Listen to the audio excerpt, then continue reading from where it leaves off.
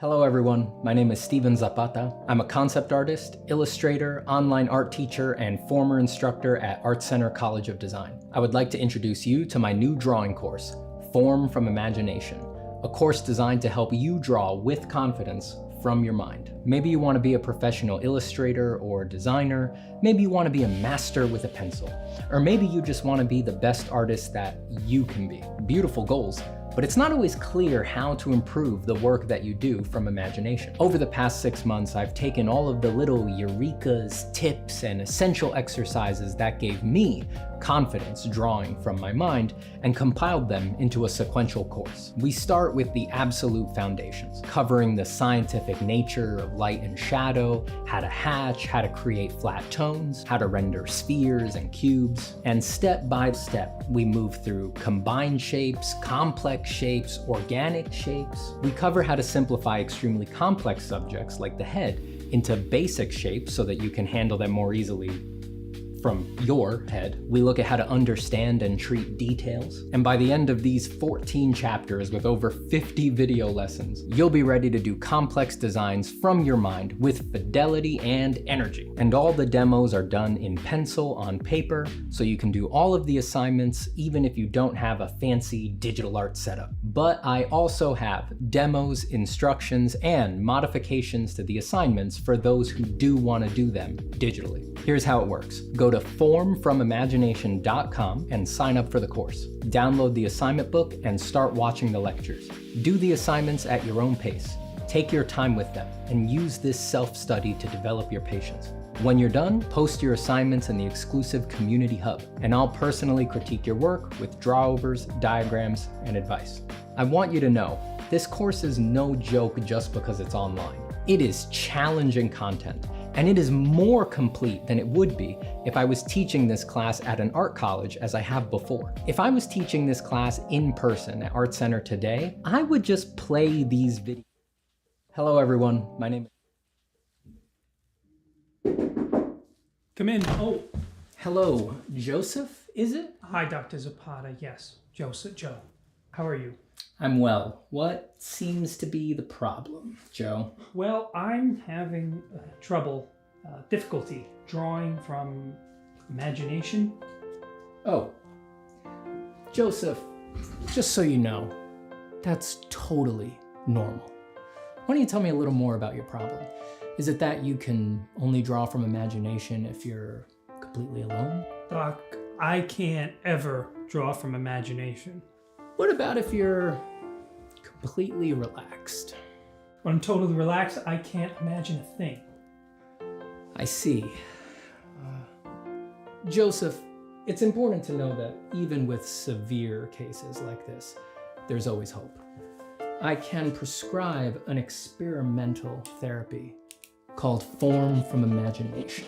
Form from imagination? Mm-hmm. It's early days, but clinical trials are extremely promising. Why don't you try this for 6 months and then check back in with me? Okay, I'll do whatever it takes. Did you just draw this? Oh yeah. Wow, it's amazing. Hey, Doc, do you ever have trouble drawing from imagination? Oh no. You wouldn't. I mean, you do this. That's right. Wow. Form from Imagination is an experimental therapy and is not yet approved for use by the FDA. Do not use Form from Imagination if you are already taking any prescriptions for drawing from reference, working side size, or tracing photos you didn't even take. Stop taking Form from Imagination if you experience any of these side effects: loss of interest in your personal projects, megalomaniacal self-confidence, hallucinations unless they're the kind you're hoping for, drawing better than Steven Zapata, or feelings that purchasing the course was enough and you don't really need to do the exercises. Call your doctor if you have stiff gestures, flat forms, or boring ideas to address a possible life-threatening condition. Full sketchbooks have been reported with Form from Imagination and medicines like it. Other risks include long-term art careers, too many clients, and being worth more than you're charging for. Call your doctor today and ask about Form from Imagination.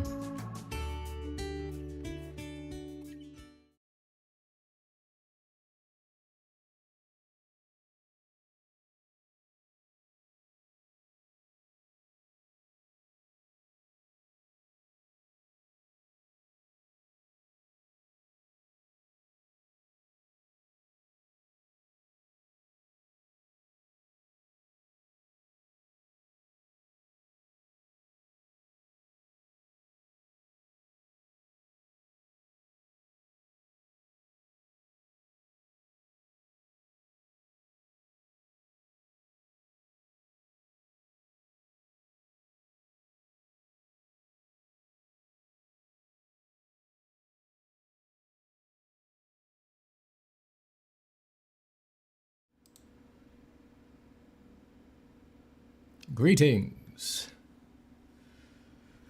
Hello to Onioragraphist. Onioragraphist.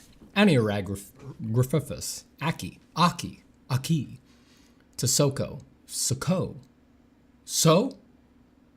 Ko. Dana Faye. For Blasphemy. Eddie DeLieu. What's up, folks? Give me a check. Do I sound acceptable? It is a heat advisory day in New York.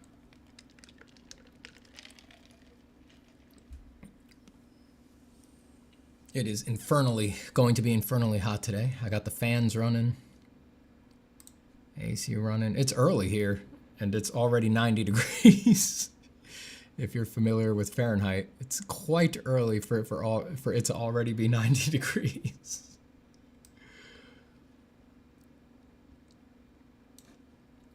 Quite early. Sound is okay. Sound okay, good. Things looking good. My chat is doubled up. I don't like that. Let me redo this 1 second.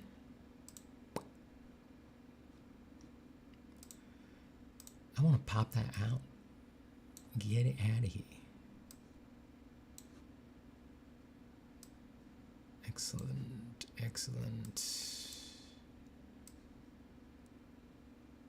All right. What's up? The moving continues. I should have the last day at my old apartment this week. At the end of this week, I'll need to go back there and finish the cleanup, take the last bits of furniture out of there, and do the walkthrough with the landlord, and give him the keys back, get the security deposit back, all that. So we're close. And on this side of things, most of life is still in boxes, still a wreck. Around here, course, still wrapping the course. Last few things are being made.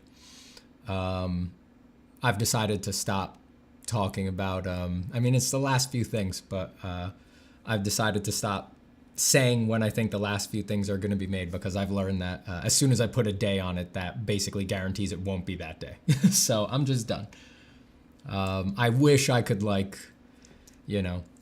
wish I was like some company with like all these employees and a huge team and something like that, where I could say like, this is the launch date and we're hitting it, and all the employees kill themselves over hitting the launch date and all that. But it's just not that way. It's just not in the cards. So that'd be great, because then I could build up a head of steam, a lot of hype. But unfortunately, it's not unfortunate. It's just the way it is. Just like, instead, I'm going to discover the day it's done. I don't know what day it's going to be. And on that day probably will be the exact same day you all discover that it's done. Hello, Ollie. Hello, Colin Gallagher. Hello, Disc Breaker. Hello, Wada. Hello, Gorobard. Hi, everybody.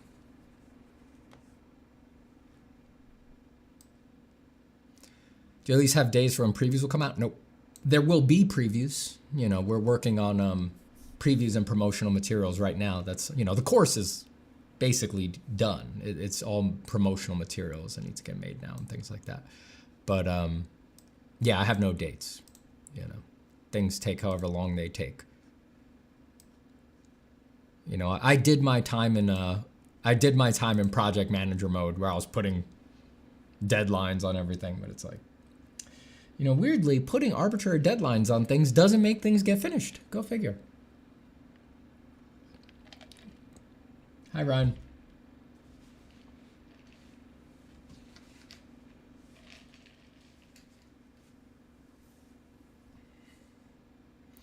Mill says, hi, Stephen. Currently finishing my year review presentation for my concept art class. Life's good. How are you? I'm good. I'm very happy for you. Good for you, Emil. Do you still answer AI-related questions, or are you just over them? No, I still answer every kind of question. So much of this channel is me repeating myself. Ad infinitum. Whoops. Changed my scene, my bad. We will be working on that later today, but I'm not ready yet, so let's go to Facecam. Yeah, I'll answer AI questions or see. If it's an AI question I am over, I'll let you know. But I want to thank some patrons first. If you want to support what we do here, consider joining the Patreon. It gets you into the Discord, where a lot of people chat and are nice to each other and share in community. You pay $5, you get into the Discord permanently. You don't get booted once you stop paying, for the record. And let me say some thanks. I wish there was a way I could know easily know who signed up since the last stream, but I have to look at the dates and then remember when was the last stream. This is really stuff I should be doing before the stream starts. But there's already so much build up to streaming, all these little things you got to do. I don't even know. All right, I think we're on Lisbeth Poirier. Let me move my microphone a little bit here. Sorry if that was loud. Lisbeth Poirier joined. Thank you so much, Lisbeth, obviously. You are the final trembling leaf falling off of a mystical tree at the end of a season whose opening and closing define the ebb and flow of time for cultures and civilizations spanning a huge area. You had many brothers and sisters on this tree for a very long time. They, like you, felt an infinite compulsion to turn sunward and feel the warmth of our glorious star. You are the last survivor, the last one to fall. Soon there will be a subtle snap, and you will twist, zigzagging to the ground. First one side, and then another. So it falls. Elizabeth Poitier. Thank you for supporting the channel. Thank you for joining the Patreon. Next we have Mago. Thank you, Mago, for joining. Mago, you may not be a trembling leaf on a tree whose seasons decide the ebb and flow of time for an entire civilization, but you are an occult crystal that grows in some of the deepest and most dangerous caves in this land. You are, of course, surrounded by pseudocrystals, ones that have your outer appearance but not your inner glow. These crystals are mere distractions. Any foolhardy adventurer who would reach for one of these will soon find their limb engulfed by one of the tremendous cave centipedes that lurks beneath the stones and whose pseudo-palpating tail has evolved to look like you, Mago, like you, the mystical crystal. So honestly, most adventurers dare not even try. It's too threatening a place, and so you have remained where you are, surrounded by the consumed bones of such foolhardy adventurers for many, many hundreds of years. And may you remain that way. May you stay strong in that cave, emanating your subtle glow. Thank you, Mago. I also want to thank Alice Lorette. Thank you, Alice, for joining the Patreon. I really appreciate you supporting here. Alice, you are a strange wind, warm, caressing, blowing from the west, sliding softly to the east. On your flow come strange chimes.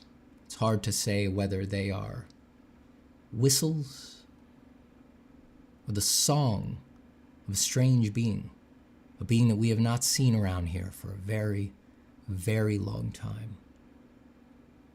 It's faint, ever so far, and yet the ear, the mind cannot help but think, no, there is an order here. There is a harmony, a melody that whispers. Alice Lorette. Alice Lorette.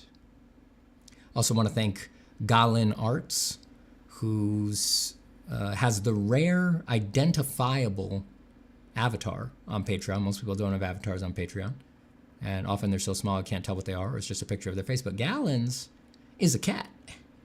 Is a cat, and a glorious cat you are, Gallon Arts. I mean, you're a spotted jaguar that we encounter in the dark wood midway through the journey of our lives. Though you seem to have fested on every sort of indulgence, yet your body seems taut, hungry, emaciated. Your appetite is endless. Your stomach bottomless. You crave for more. And as you approach us, twigs snapping under your quiet paws, we tremble. We are afeared. We wonder if beasts like this linger in this wood. What else might be hiding here? Perhaps even hell is preferable to an encounter with the threatening Gallon Arts. I went the other way from Gallon's avatar, which is a very cute, happy cartoon cat going, yeah! And Uri Huang, thank you for joining the Patreon. I really appreciate it. I think Yuri's avatar is Rat Tattooing. Some sort of memeing rat tattooing. Thank you, Yuri. I appreciate it. I wouldn't have said you were a rat. I mean, if you were a rat, you would be a tremendous brood rat, a master rat, Lord of the Rat Kings, your tail intertwined with other tremendous rats. You become a sort of hive rat beast that wanders the sewers of this great city. Yes, up above there are towering parapets, and glorious towers. But here, underneath, with all the filth, the excrement, the sewage, here we find you lurking in this darkness, tied together with all of your brothers, emanating from your lips a hideous screech. Cree! One second. Cree! Cree! A hideous cree.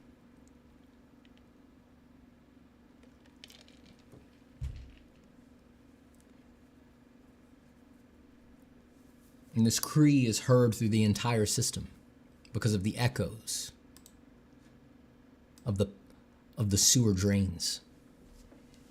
Your sounds can be heard from miles away underground. Thank you, Uri Huang.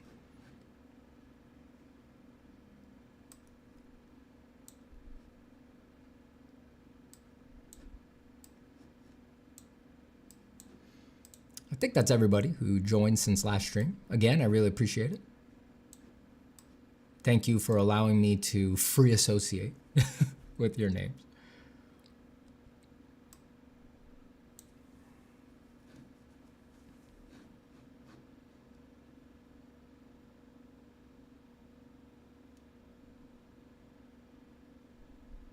Hello, Boxer Wing. Anna Rude says, when do Steven dance TikToks promoting the course come out? Are dance TikToks still a thing? I'm outdated. I don't know. I'm too much of an old man to know if dance TikToks are still the meta. I'm sure they will never go away, really.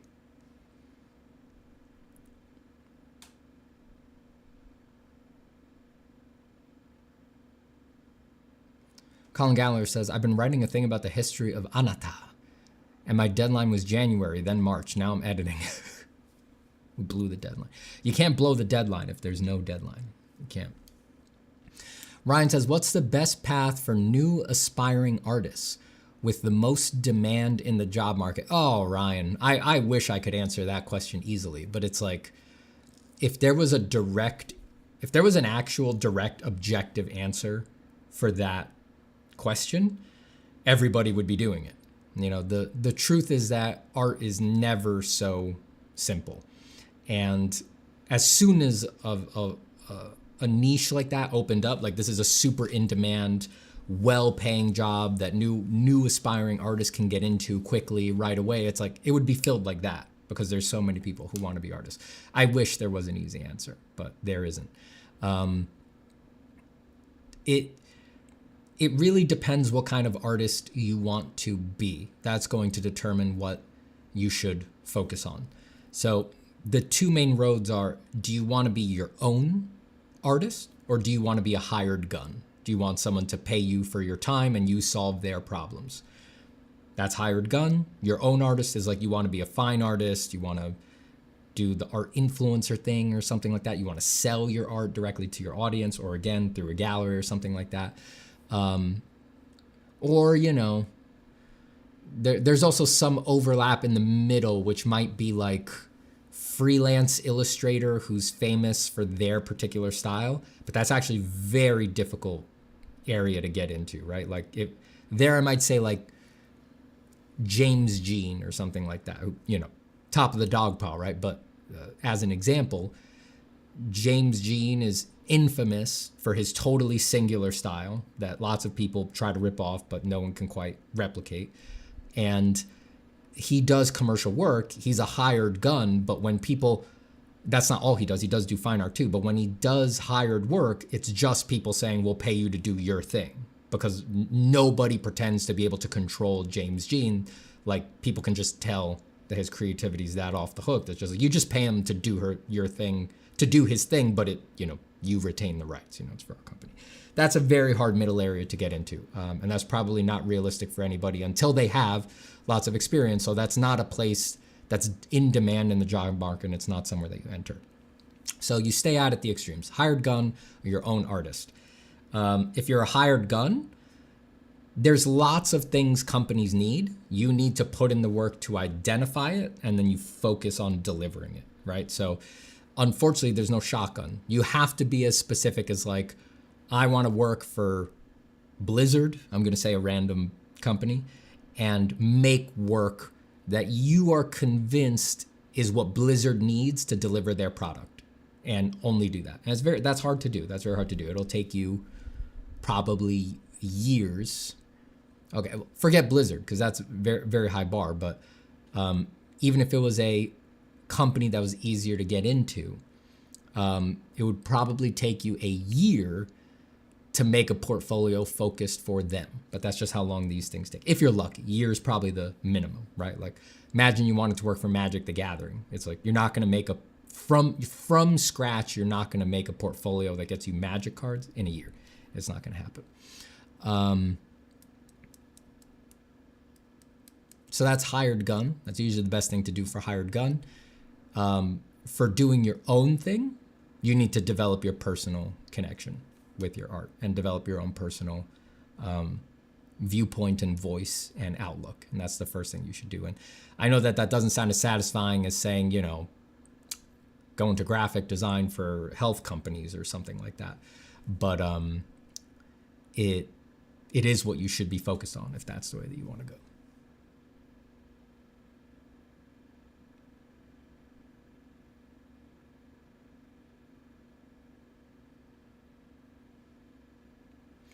Emil says, these poems make me feel naked while I'm wearing shoes.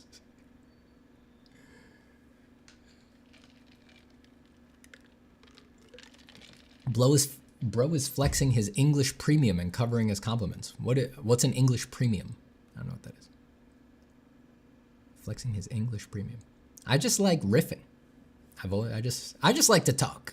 I got to get the gab. I like speaking extemporaneously.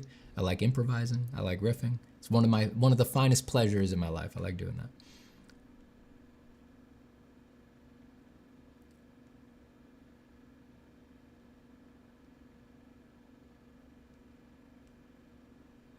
Gorobard says, I feel like you'll hate this question, but what artistic job has been the most financially profitable for you until now? Theme parks. Theme park design. I did a lot of rather than just theme parks are part of it, but we could expand that to themed real world environments. You know, it's under the umbrella of entertainment design, but it includes things like theme parks, designing museum exhibits, gallery shows, pop-up restaurants. I helped design one of the World's Fair recently. World Fairs recently, 2020 in Dubai. though those are extremely profitable because it's secretly a real estate industry, so you can charge much higher rates for longer periods of time. The way the math works out is like there's industries where you get paid less, industries where you get paid more, and that all needs to be taken into consideration for like how long the average contract is as well. So something like advertising, you can charge a lot. You can make a lot of money in advertising, but most advertising jobs are like a week or 2 weeks. So you made a lot of money, but it's not that big of an amount all told if you're only doing the job for a week and then you're out of work for 3 months, right? So you can make a lot of money doing advertising if you can string job after job after job after job together. Theme parks / themed entertainment, themed real world environments is different because it's actually a real estate development business. So they have a lot of money that they can spend. They have huge budgets. So you can charge a lot, but also development for something that's that high stakes has very long timelines. So you can charge a lot of money for long periods of time. That for me personally was the most profitable sector I've been in so far.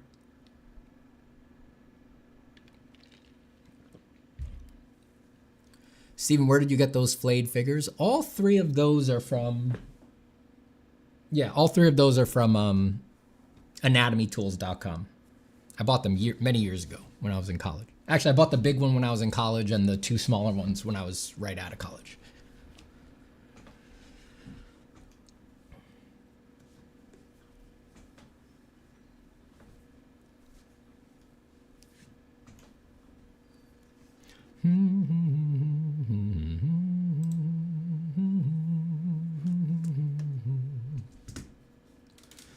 All right, let me readjust here. I've got something that I started working on yesterday on screen. I'm experimenting. You know, I have a lot of thoughts and ideas around this, but don't ask me to explain it perfectly. I can't, you know, I just finally, you know, now that the course is like, basically I'm done working on the course now. It's just my editor wrapping stuff. Like 2 days ago, I clicked like for all intents and purposes, I clicked like the last things I needed to do off of the course like 2 days ago. And course is like all I've been doing for, you know, we've been working on it for over a year, but it's like all I've been doing for like 6 months since like December. Oh, so over 6 months. It's like all I've been doing. When I haven't been on stream and handling life things, I've been working on the course. So like 2 days ago, I finally clicked like the last couple things off my massive course to-do list. So right away, I was like, let's make some friggin' art. So I started working on this, which has felt really good. And I'll keep poking on this while you guys are here. And the text and all that, I have a bunch of stuff written. It's all going to change.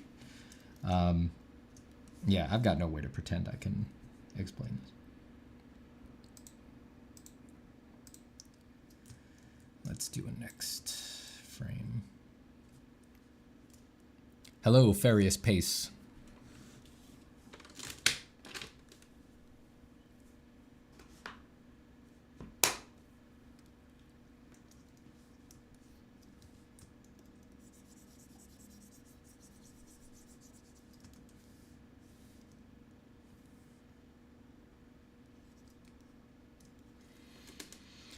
And did I want to make this bigger? I did.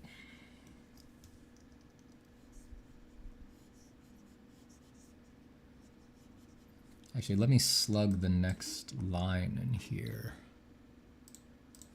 and go to my script.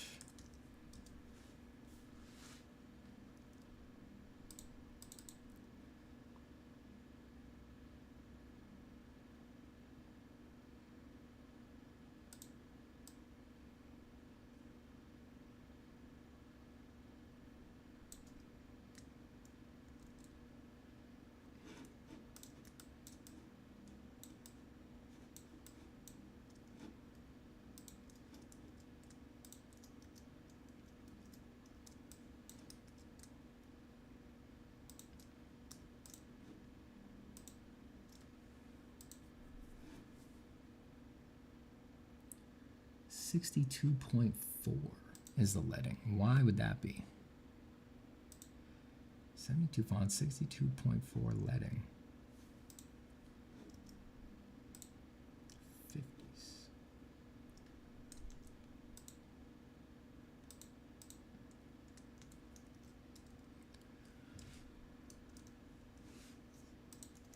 I guess that looks a little looser. Let's just rock with that.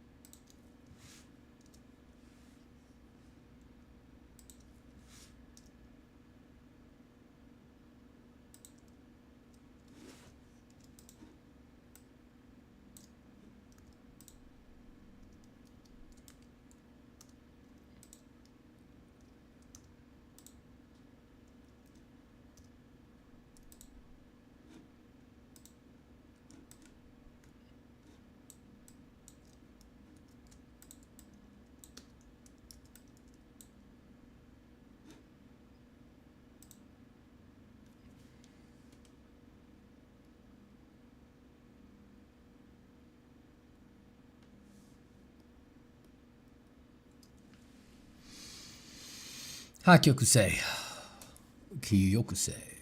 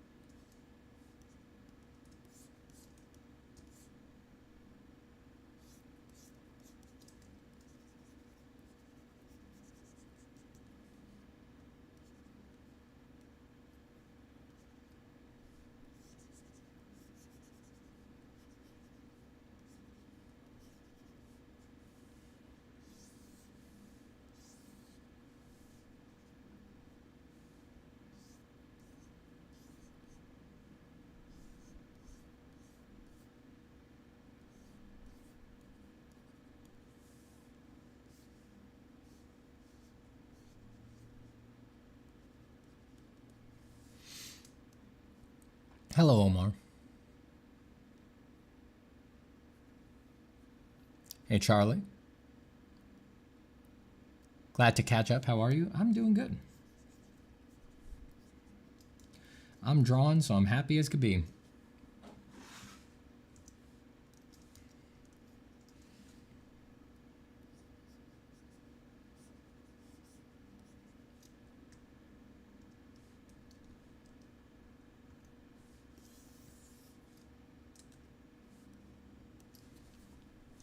Did I bring my sketchbook up here? I did not. I'm trying to remember something I doodled in there with my coffee. That might have been good for this.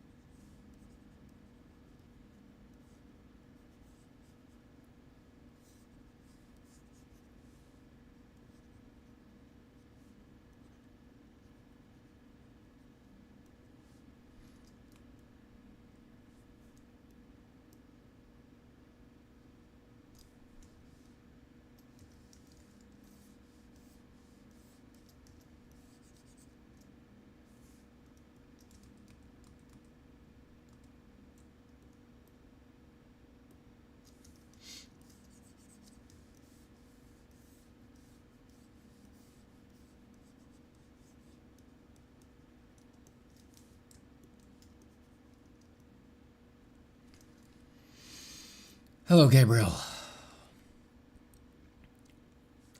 Not painting on Leonardo today? No, not today. I have been enjoying Leonardo, though.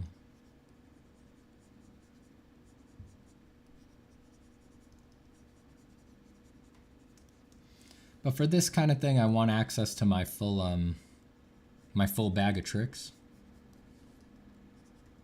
I want to be able to go to value quickly, go to texture quickly.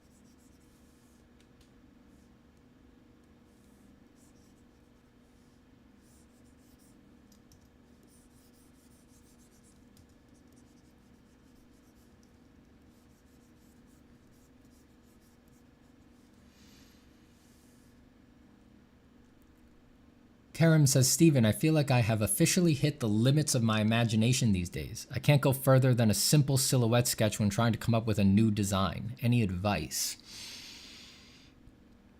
I mean, there's a lot of things that could be coming from, but the first thing to check is, are you just burnt out? You know, have you just exhausted yourself?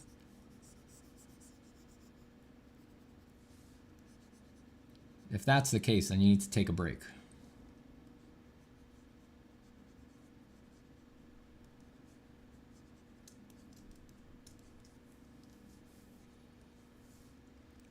You know, if you can't move past a simple silhouette sketch, you're probably lacking in invigorating inspiration.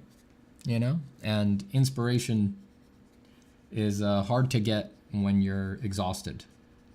So check your sleep, check your exercise, check your eating. All of those things are very important. You know, not all of us can be the damaged, cracked artists that can run entirely on alcohol and cigarettes, you know.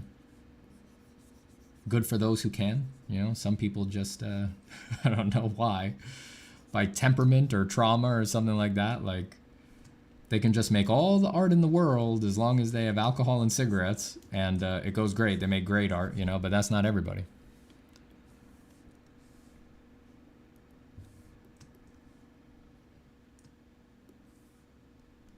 The rest of us, we need to feel good, eat well, exercise, rest, have a difficult conversation that you've been putting off. People get burnt out over that too.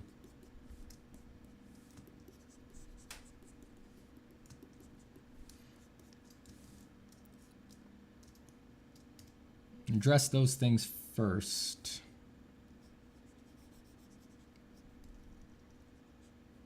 And usually the inspiration will come.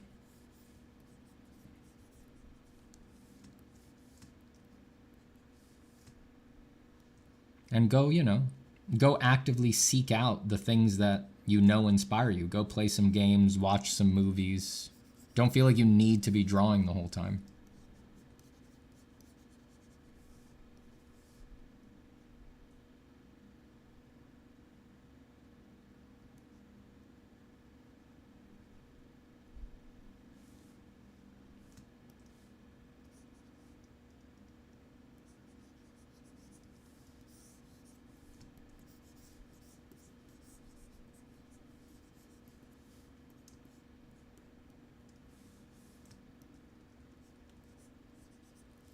Go to museums.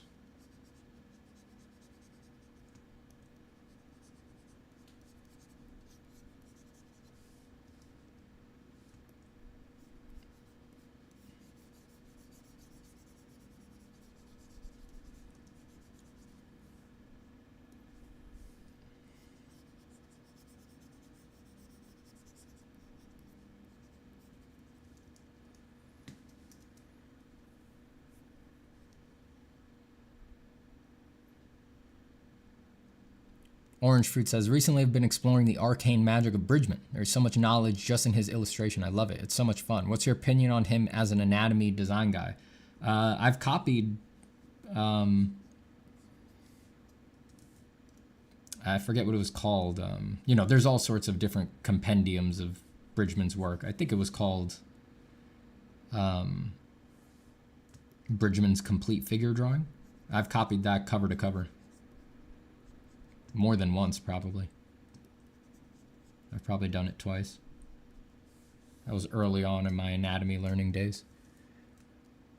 It's good if you already kind of know some anatomy, because then you understand what he's doing. Like, it's very simplified, very hatchy, very line focused. So if you don't already have a good mental model for what's going on there, you're probably going to wind up confused about what he's saying.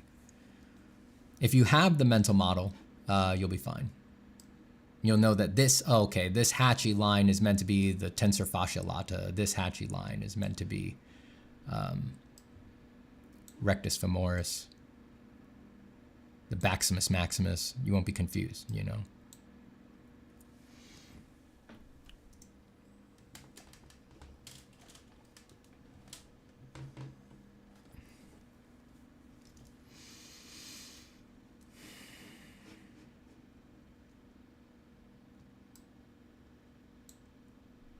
Hold on, I'm checking something about my camera.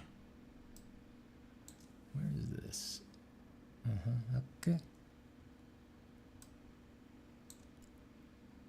Okay. Okay. Okay.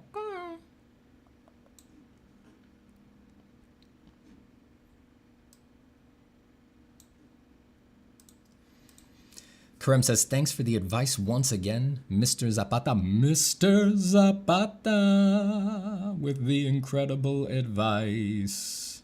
Mr. Zapata. He's so thankful. He's so useful. Thank you so much. Thank you, Las Vegas. Thank you. I'll be here all weekend. Mr. Zapata.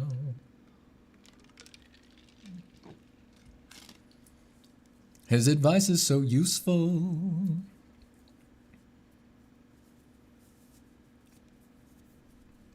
Omar says, I heard Maximus Maximus. You called my name. What's up? That's right. You're a strong-backed boy. That's true.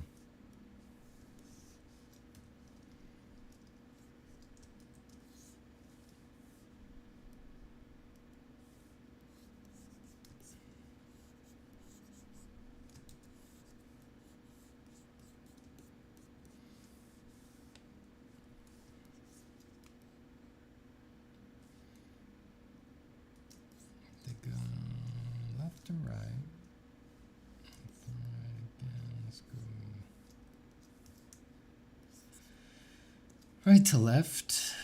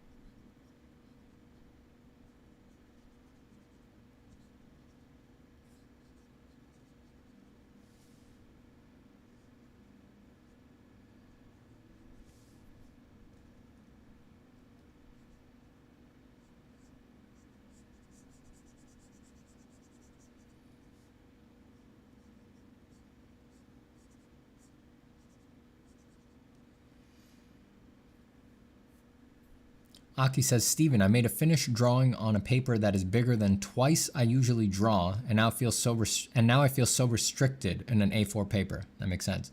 I don't have my big papers with me for another 3 weeks. Help. Just give in. Buy another roll. Buy a huge roll of paper. Then you can cut whatever size you want.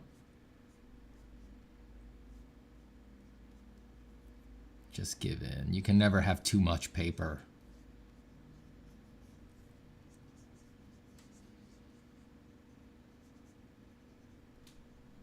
If you're really liking working big, like I said, try if it's still paper and a pad, you should consider getting your preferred paper in its roll. Most papers people like, if they come in a pad, you can also get them in a roll.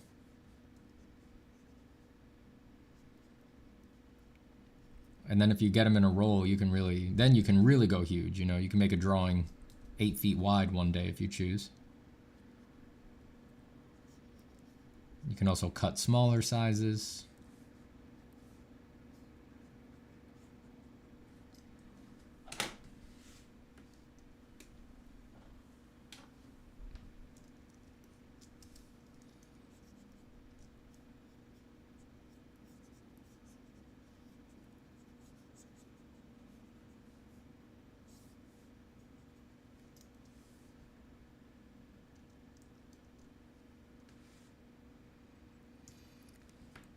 Jorge Ramirez says, Hola, Steven. Have you ever felt envy toward another artist? As artists, we are naturally competitive, but how can we avoid falling into something so negative? Any advice on how to overcome this? Have I ever felt envy towards another artist?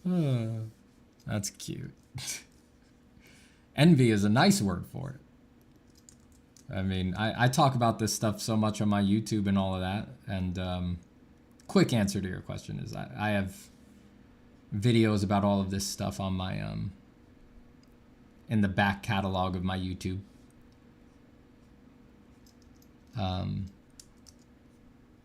But I talk about all of it because I've struggled with it, you know?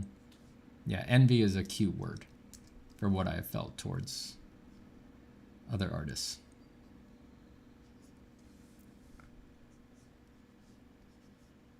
I mean, it's really more of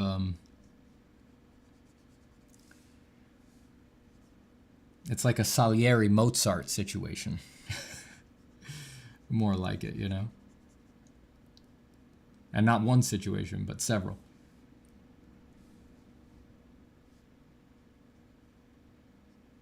I don't know if you've ever seen the movie Amadeus. Great movie, but it's like there's things deeper than envy, you know? There's envy so great that it causes existential, like it calls into question what is the nature of being, and is there anybody watching over you, and is there justice in the world? You know, it's that kind of a thing. But yeah, you know it's wrong. Like it's just envy is inherently narcissistic and small, you know.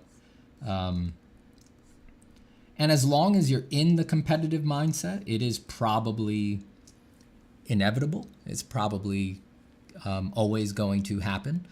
But once you get out of the competitive mindset, that is what allows you to be like, oh, it's evil to not just wish more talent and success on other artists and my friends and things like that. It's like, of course it is. Of course that's all you should want, right? Your greatest art rival, right?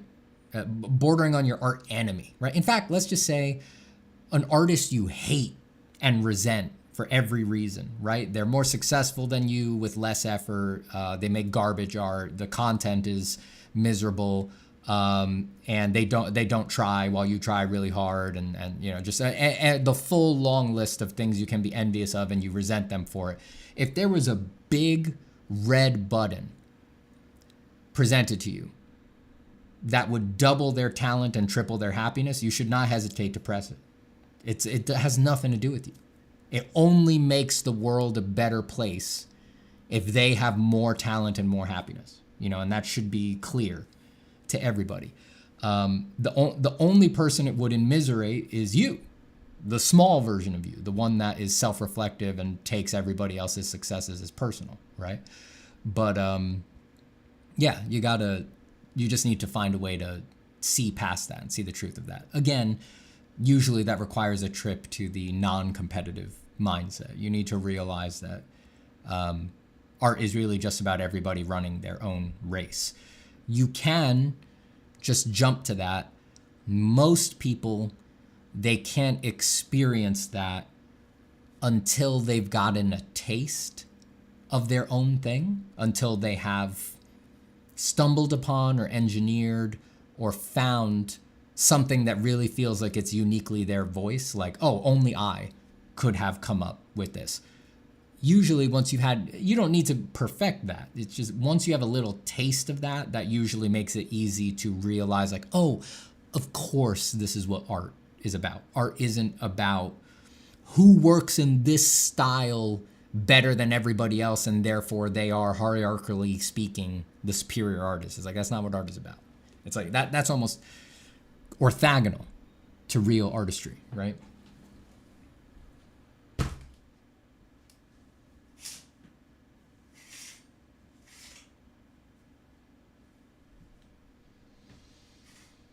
Trying to let a little more light in here without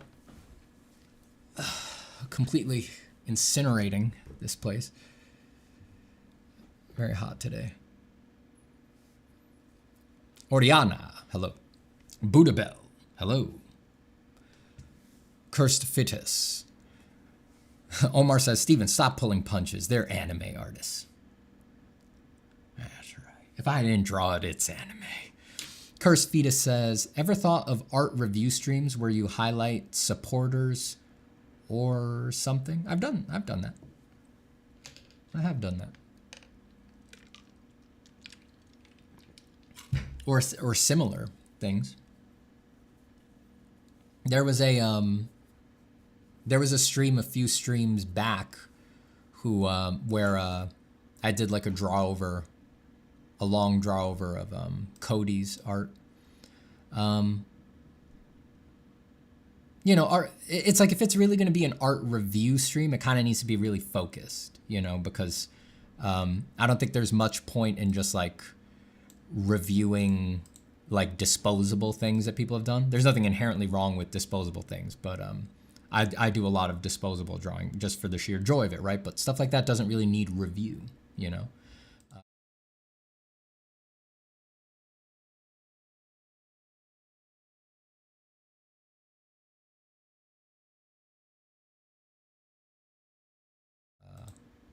No, now I'm upside down. Okay. No. There we go. Okay, sorry about that. I clicked the wrong thing. Brain fart. I was staring at my OBS. I was like, what scene am I supposed to do?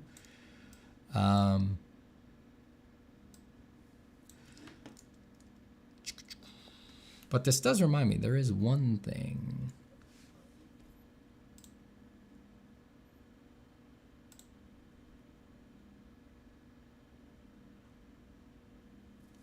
Where was it? There's something I did want to show.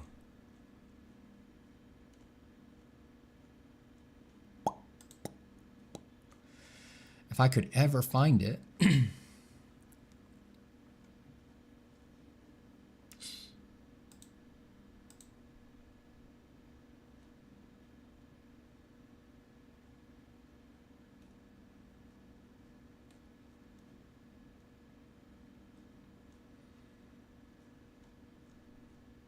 Maybe this was not posted where I thought it was.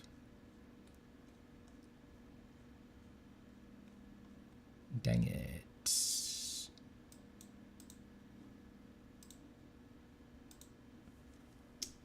Let me see if I'm logged into my Instagram.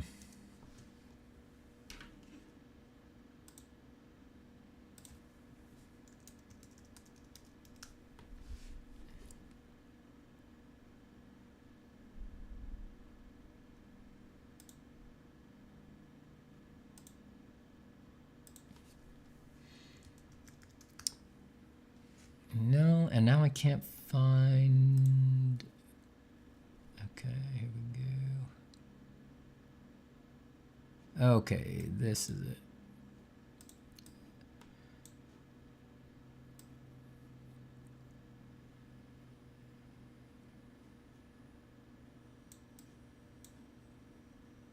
So this is not an art review, but it is highlighting the work of a supporter that I did want to bring some attention to. So this is, hold on. This is Smugger Boy, or Smugger By on Instagram, but I could have swore Smugger Boy is Smugger Boy on the Patreon Discord. But I've seen a lot of Smugger Boy's art on the, as I said, the Patreon Discord, and I think Smugger Boy is great. Really, well, obviously for my taste, I like this kind of thing, but really nicely composed stuff, very thoughtful, very nicely executed, and strange, you know, just off kilter. I like a lot of off kilter and strange stuff. I'll show a few of Smugger Boy's pieces here so that people can see. I like the texture. I really like the texture. You know, when you get in close, it's also dusty. It's so dusty when you're in close, but so detailed. Look at that, right?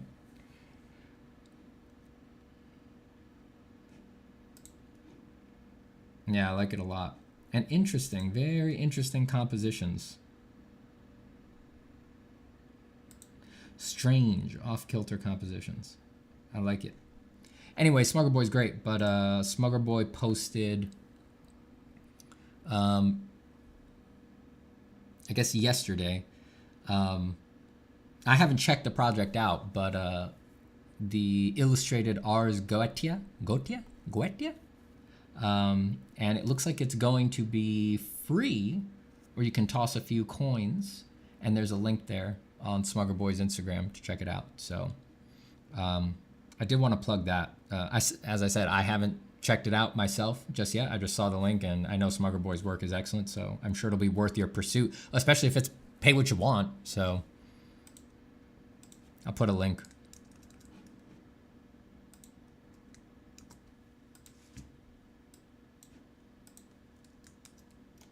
Why can't I paste?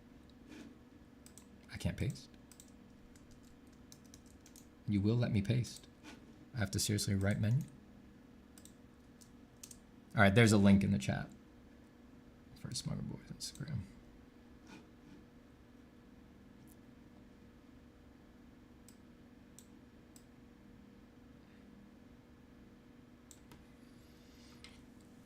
You know, if you're working your ass off and you're making good stuff, I'm happy to plug you.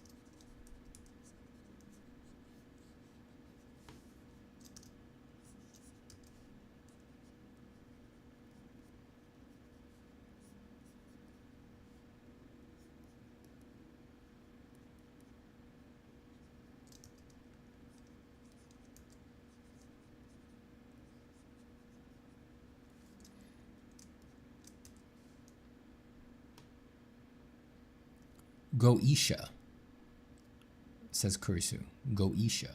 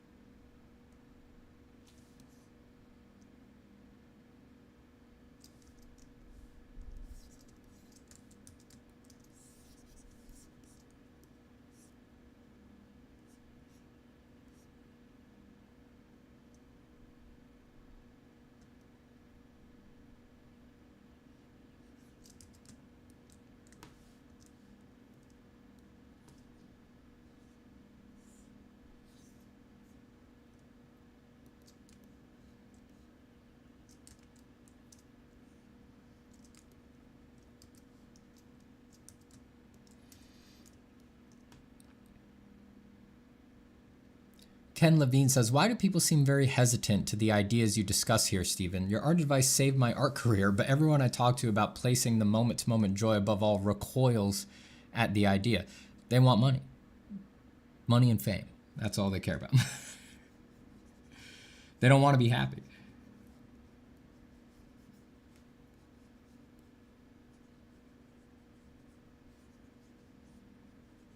Maybe not money. I actually find money is not most people's motivator, because they know art's not the place to go for money. But well, okay, let me take this comment seriously. So first off, when you say why do people seem resistant to the ideas you discuss here, Stephen? I don't find people resistant. You know, I rarely get resistance in chat. I rarely get resistance in comments. And when I get emails, I almost never get emails that are against the ideas. When I get messages from people, they're very heartfelt. They're supporting, and they're usually saying things like what you said, Ken, which is great, which is things like your art advice saved my art career. Like, that's why I'm here. Like, I'm very happy to hear that. That's super gratifying, and it's the reason that I keep doing this kind of thing. So I personally don't experience a lot of resistance on the ideas. Now, of course, that could mean that lots of people are resisting, but they're just not messaging me about it, right? And that's fine. In fact, let's keep it that fucking way. But for the people who would resist, if they're recoiling, if we're using that word seriously, if they're really like having a bad reaction to the ideas, it's because they're not doing art for joy. They're doing art for clout.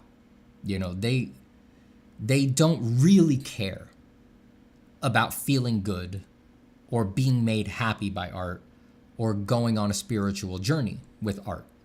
And that is, I have to admit, legit. As long as you own it, as long as you're not experiencing any cognitive dissonance about it. You know, there's lots of people who those things are just not important for them in art. And art is a means to an end to, like I said, get clout or get something like made, you know, like they don't really care about art. They want to be the creator of a cartoon show. That's the real thing they care about. It's like art is just a necessary evil in trying to be the creator of a cartoon show. I have always been a little baffled by that because most things in the world are not like creator run or controlled by creators. And certainly if that's what you want to do, the odds are stacked against you. Like, I've never understood people who are learning how to draw to get their anime made. It's like, there's very, like, that's, it's probably more worth your time to get a really good job that pays a lot of money so that you have freedom to indulge in that kind of thing and to build resources, right? To have capital and get really good at pitching and talking and communicating and try to become a creative director. Don't try to be great. Like, being great at drawing is a lifelong pursuit that has completely consumed some of history's greatest minds. It is not an effective use of your time to use it as a stepping stone to getting your cartoon made. It just isn't. Like, it has worked for some people, but vanishingly few.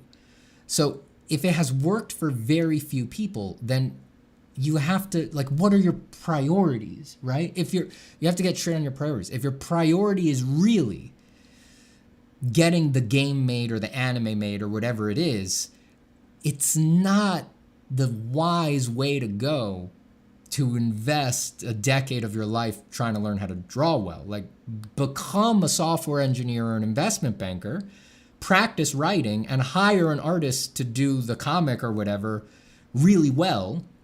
You'll be supporting an artist as you do it, and then use that to shop for investors for the game or for the anime. Like, I promise you'll get to your end goal faster doing that than trying to become Kentaro Miura. You probably will never pull it off. It's just, It's not the way to go. So, but usually people who don't care about the happiness or being free or focusing just moment to moment on the joy of the practice, it's because those are their priorities. They don't really care about the process of drawing. They have a goal in mind. You know, they want to say, I made a video game, or they even just want to say, I work in video games, right? They're very concerned with just the clout, you know?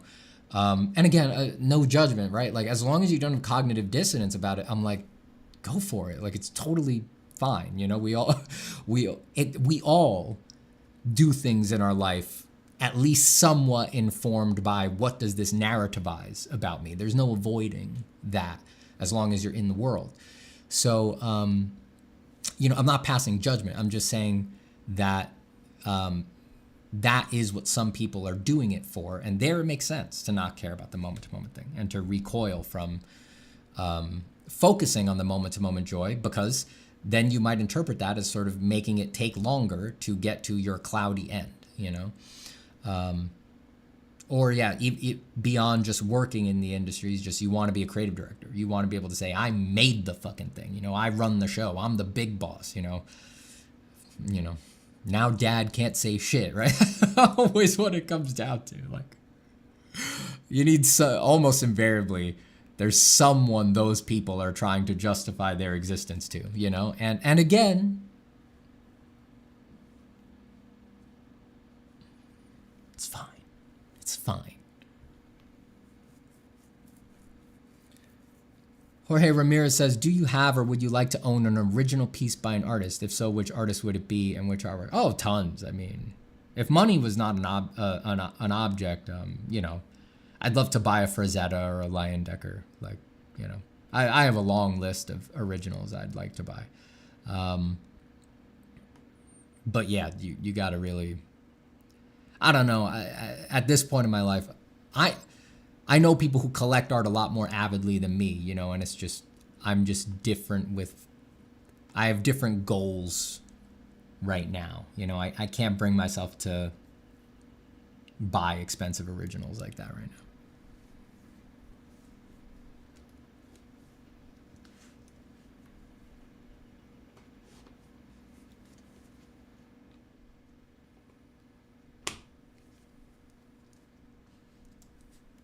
Hello, Warrington Fieselfeet.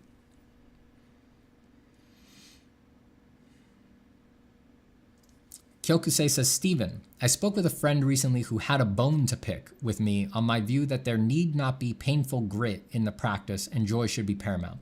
He said that it takes longer to advance if you only have fun, and delayed joy to trudge through studies will advance you sooner.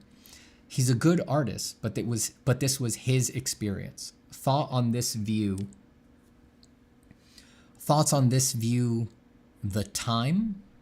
This view on the time? I think you meant there this view on the time as in it taking longer to advance if you only have fun.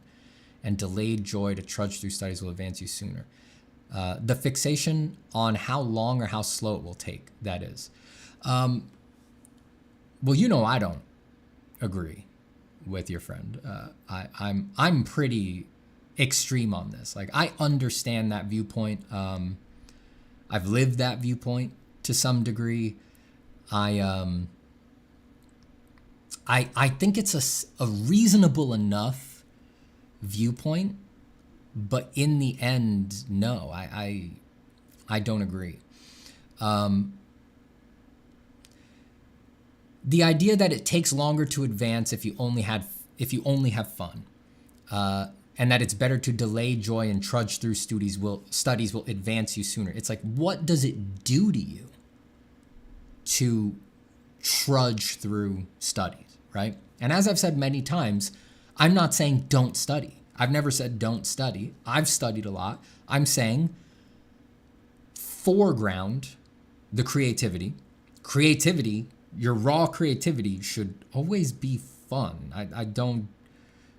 It's the rare artist who is enamored with their real creative output and doesn't find it fun or exciting, right? Like, everybody, your dream pictures, the stuff that you want to make, you're going to find energizing and fun.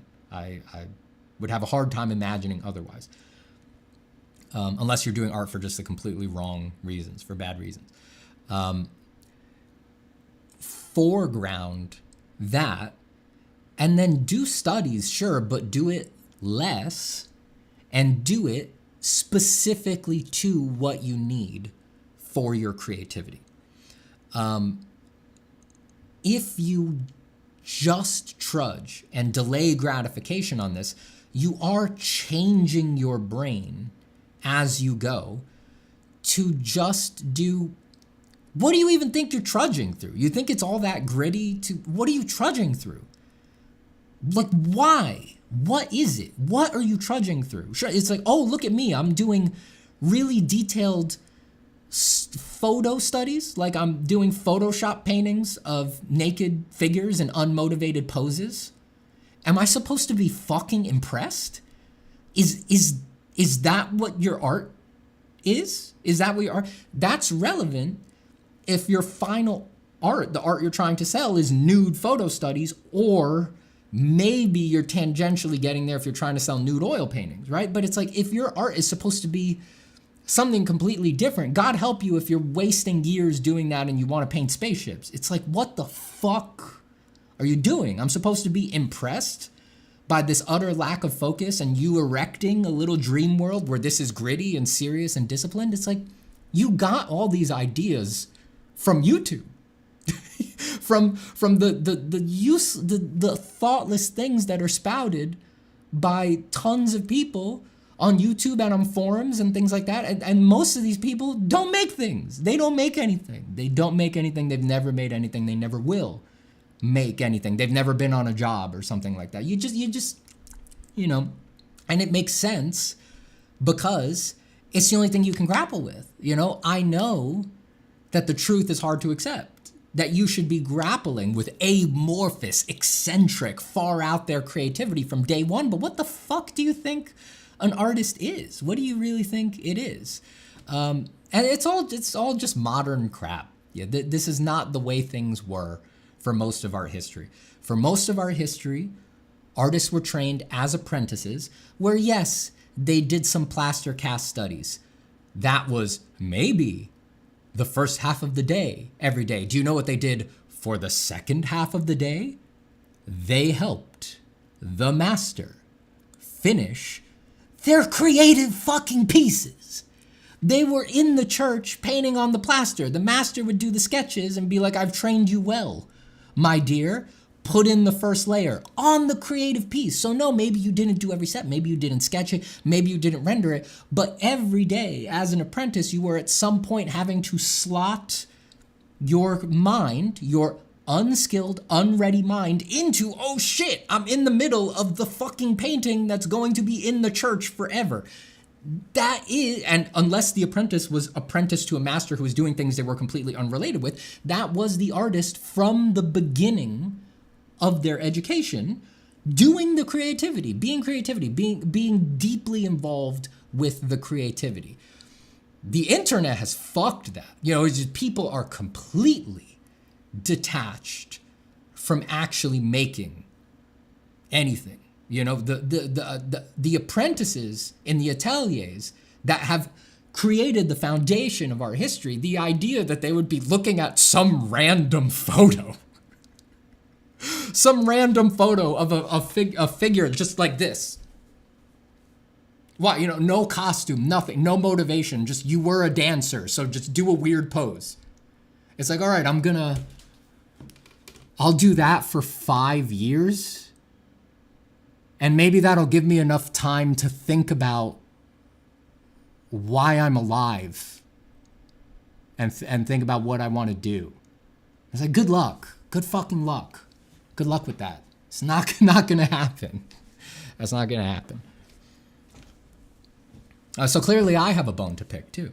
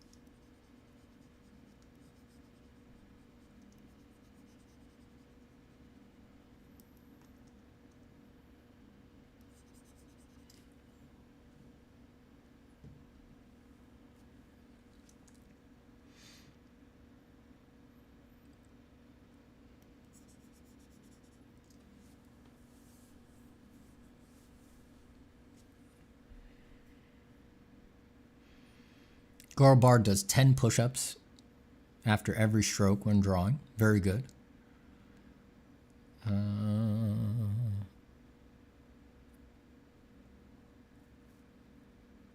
me see what Kyo follows up with.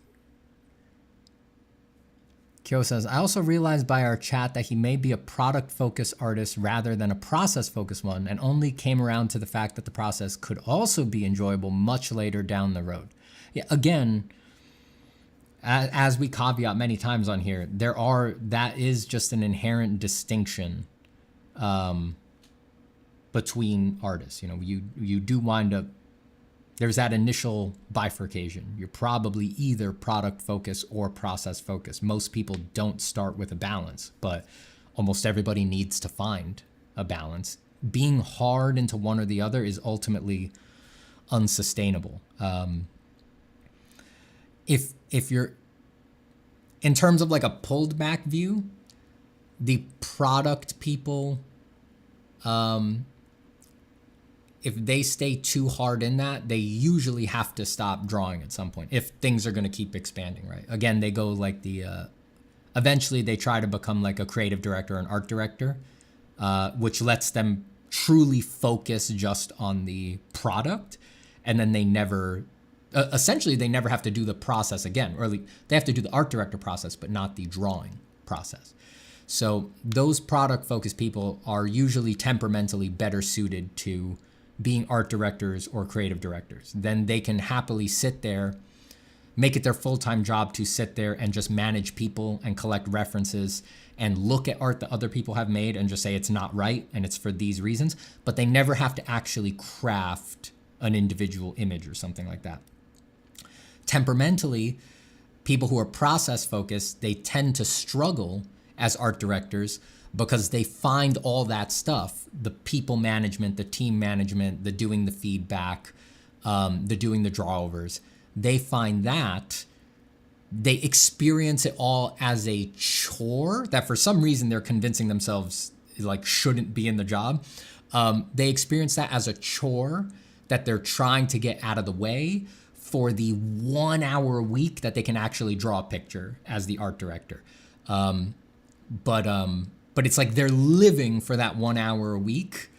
And they don't realize that it's all the other stuff that is their job. And it's like the product focused artist would have been happier in that job.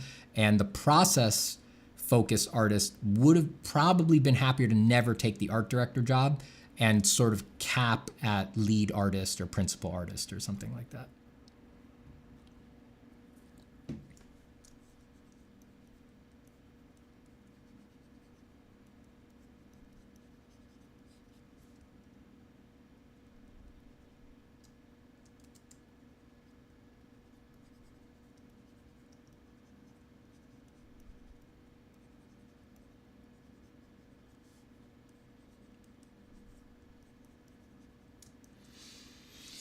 Different strokes for different folks.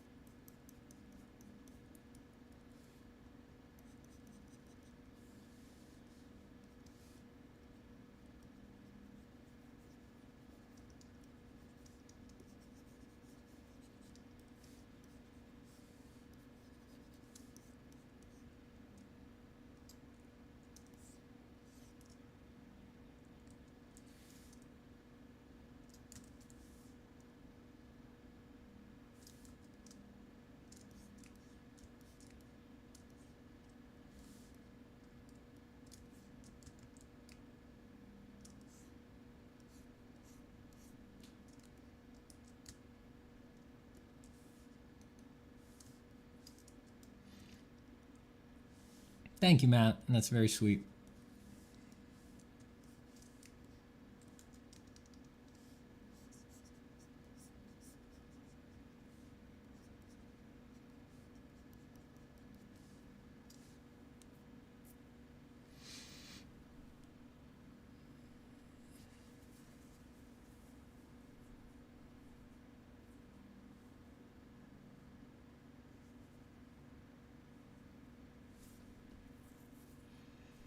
Steven, do you have any tips on designing two figures or more interacting with each other? I find everything becomes very complex if I want to make it impactful. It's pronounced Yuri. Oh, I was calling you Uri before, right? On pronunciation, I'll never get it right. That's something I've learned. People tell me how to pronounce their names and handles all the time, and I'll remember for one time, and then the next time I'm just back to the stupid way that I talk. So I wish I could get it right, but I can promise you, I will not.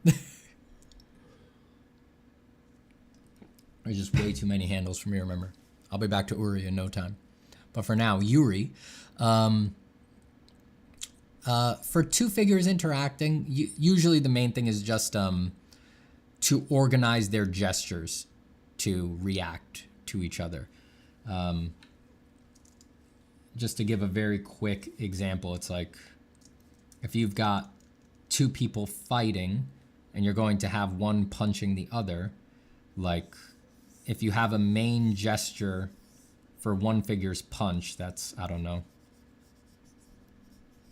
something like that.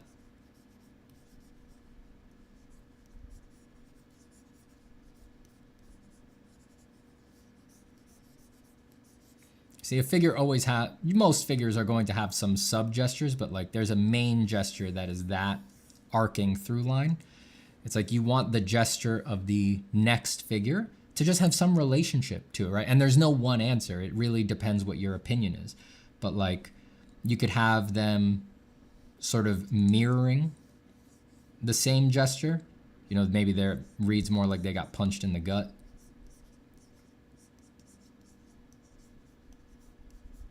So they're flying away. Sort of like a ballerina Squidward flying away. You know, there's a reaction, one option for a reaction to the punch. Or you can have them do the opposing gesture, which there would be many opposing gestures, but those two overall lines, they're in conflict, right? They're pushing against each other. So you could find some way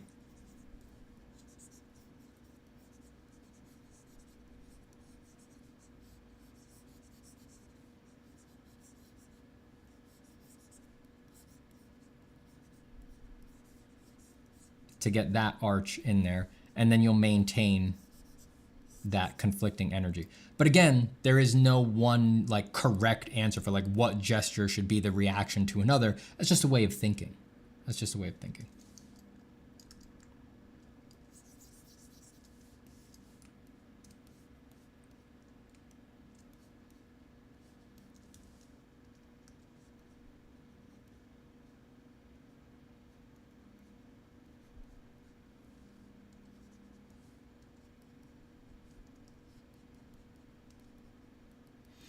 I've been going for like an hour and a half, so I'm going to take a little break. I'm going to go use the restroom, and maybe I'll put on a cup of tea.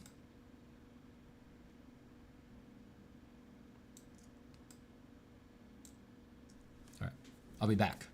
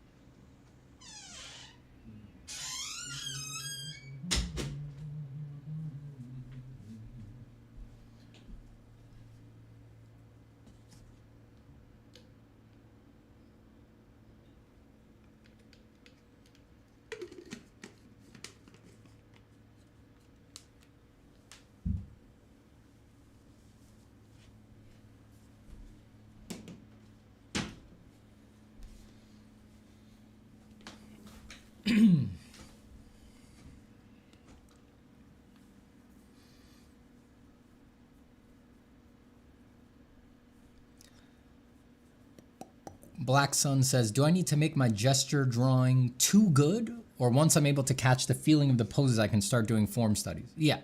You never need to do anything too good, you know?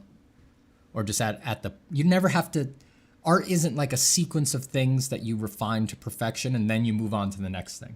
You know, each of the things is bottomless. Gesture is bottomless, forms are bottomless, rendering is bottomless, color is bottomless. So you just, once you feel like you've reached a new level of insight, you know, like you said, you feel like, all right, I think I'm getting the feel of the pose. Yeah, then move on to the forms. You're going to have to revisit everything. There's no avoiding that. So.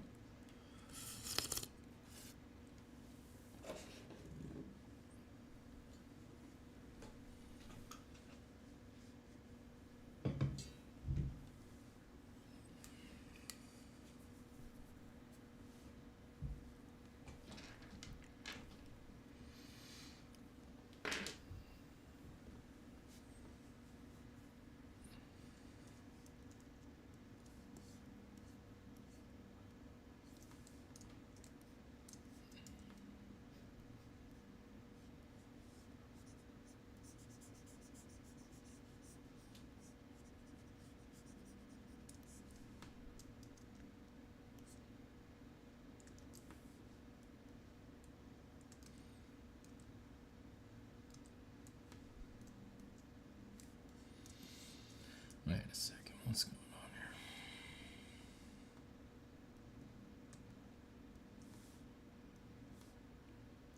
Don't need that.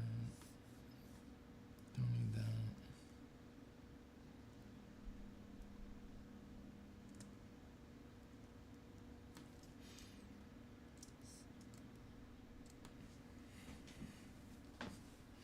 Hi, Steven. Long time. Do you have any advice to artists with ADHD? Tried all the hacks out there, but I think I'm still getting nowhere.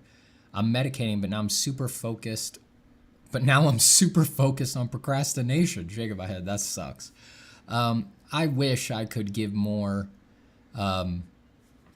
like direct help on something like ADHD for artists, but you know, it's a medical diagnosis, with quite a lot of complex interactions with things. So that's a really tough one.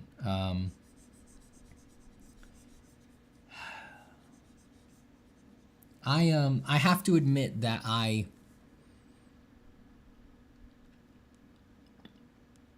yeah, it's difficult. I'm inherently going to be speaking out of my ass about it because, you know, you're medicated, but you're still having trouble. But the medications obviously have complex interactions with your energy and your focus levels and things like that. And it starts raising a lot of questions about, you know, well, if it's really not pushing, Jesus, this is impossible to talk about without feeling like you're giving medical advice on the internet. This is impossible to talk about, which is stupid. You know, it's stupid to do that. So yeah, it's very, very difficult to talk about.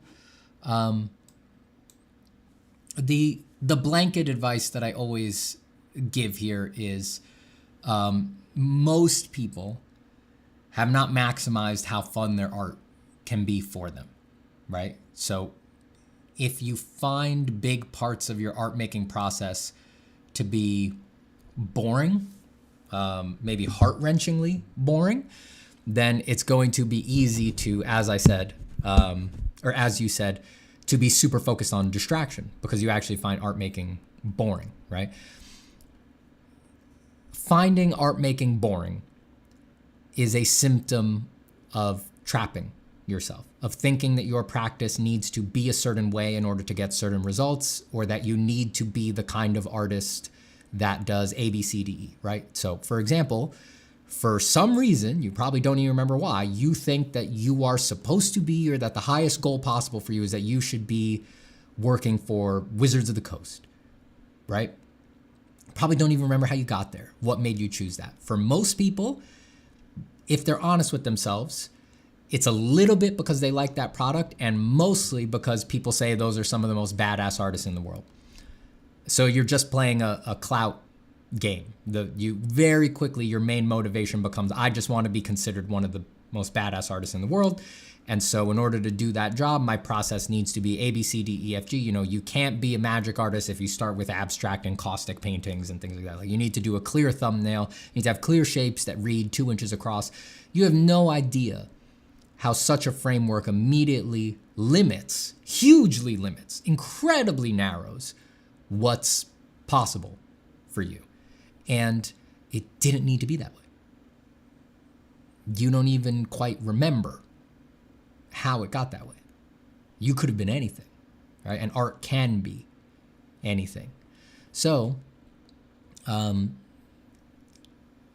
step one is to investigate what are those limits that you've put on yourself and put on the practice that are convincing you that you do actually need to do boring shit that you hate in order to make art.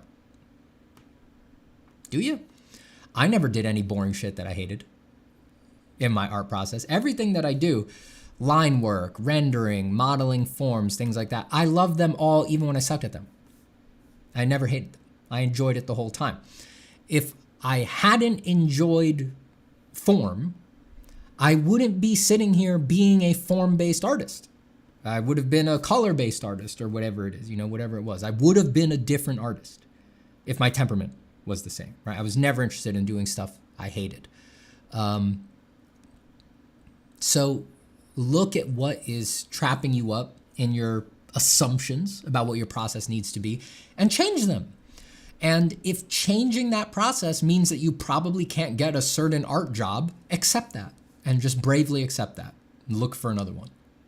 You know, change your goals. It's like, why do you want the art job that you're gonna hate anyway? You know, doesn't make any sense. So if you go through that process for a long time and you avoid, adjust, work around, transform, sublimate all of the parts of your process that you find boring, people would be amazed. And, you know, there's always going to be a peanut gallery who haven't experienced this and say it's impossible, but you can actually like the whole thing. And then it will compete with video games. It will be more fun than video games. It will be more fun than watching TV. It will be more fun than watching movies.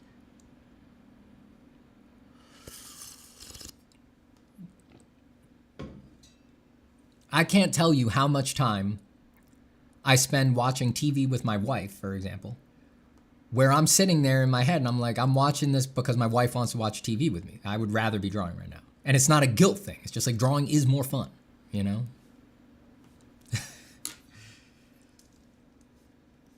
It's just how I'd rather spend my time.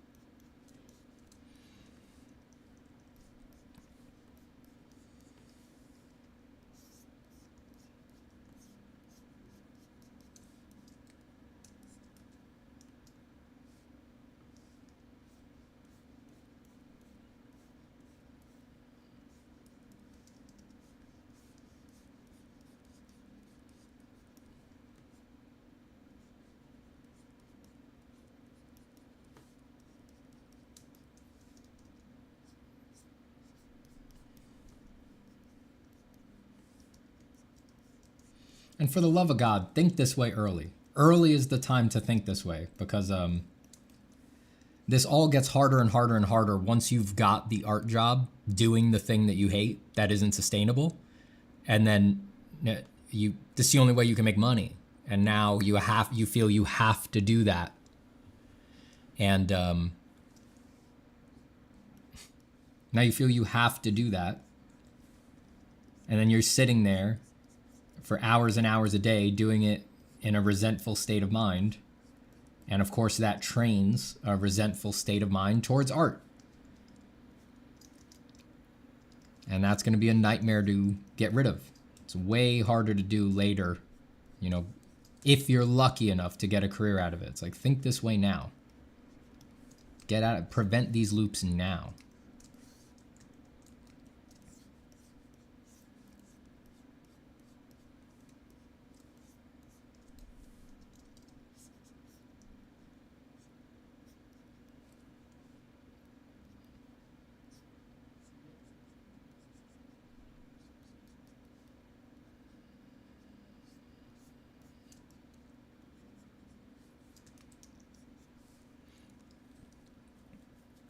Black Sun says, damn, how can you actually make drawing more fun than drawing? I'm going to assume you meant, how can you make it more fun than video games?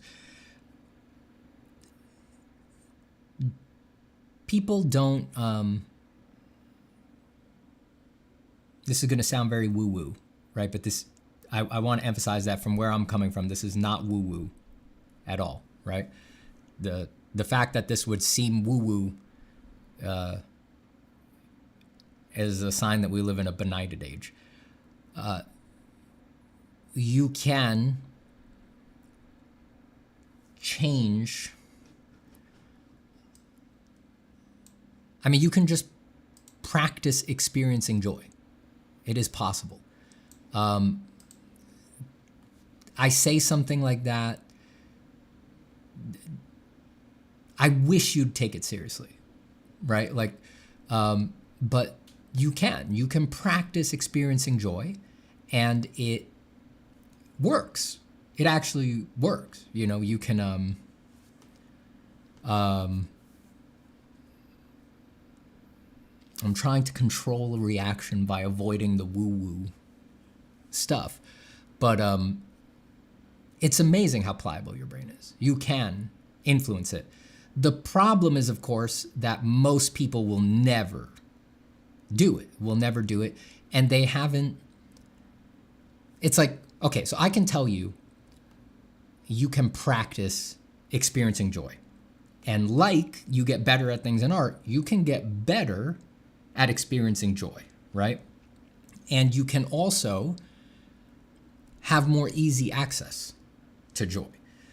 This is not actually strange. The oldest traditions in the world have all danced with this, have systems for this, things like this. This is just one, but in Buddhism, right? If you look at the meditation tradition, one of the oldest, it's actually older than the Buddha, because this is what he learned before he became enlightened, is the jhanas, meditative states of concentration. And just the first, you know, there's 8 or 9 spheres depending on what breakdown you're looking at and what lineage you're looking at. But the first, the most accessible, easiest, ground floor, just baby stuff of jhana is experiencing explosive joy. There's just explosive joy that it lingers. And if you investigate the jhanas and what is possible with them, it's not just the experience like you bump into it and you're like, whoa, and it's over to you, it's like a drug trip. No, the point of the jhanas is to master them. And to master them means to be able to experience them on command, eat on the cushion and off as well. Everything that I just said, most of you will, you know, in one ear, out the other, will not influence your life whatsoever. A few of you will go look it up. And you will be amazed that it's like, oh, it's weird. It's been around for, you know, thousands of years, and millions of people have gone through a process to improve at this. And there's millions upon millions of attestations in some of the oldest books that we have, and from living people who say that progress is possible here. And you'll go try it, right? You'll go try it. So the same thing is possible in art. And because joy is just, you know, universal, especially when you practice it in meditation or something like that.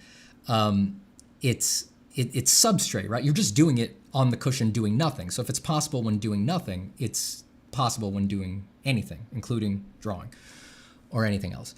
So our culture disincentivizes this, heavily pushes against this, because one of the most invidious things about discovering that you can, people are asking how to spell jhana, depends if you're looking at the Sanskrit or the modern westernized version, Jhana,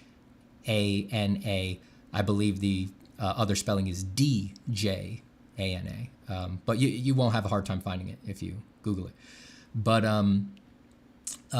culture will incentivize most of you to pretend I never said all of this. Culture is operating as a subprogram in your brain, and culture will make you ignore things that people are saying that incline you to not buy products and try to make your life better by plugging holes, right? One of the most subversive things about experiencing things like the jhanas is that you realize you don't need anything to be happy. You don't need a car. You don't need a house. You don't need an art career. You don't really need anything, all the way down through a lot of things that nobody wants to talk about, things that we all say, no, you need to think you need that or else you're not a good person. Let's just glaze over those, all the way down to you don't even really need you. You don't even really need you. And that's very subversive, because once you glimpse that, as you look around, you see, oh my God, everything is a fucking ad. That our whole culture, we decided that the foundation of our culture is that everything is an advertisement.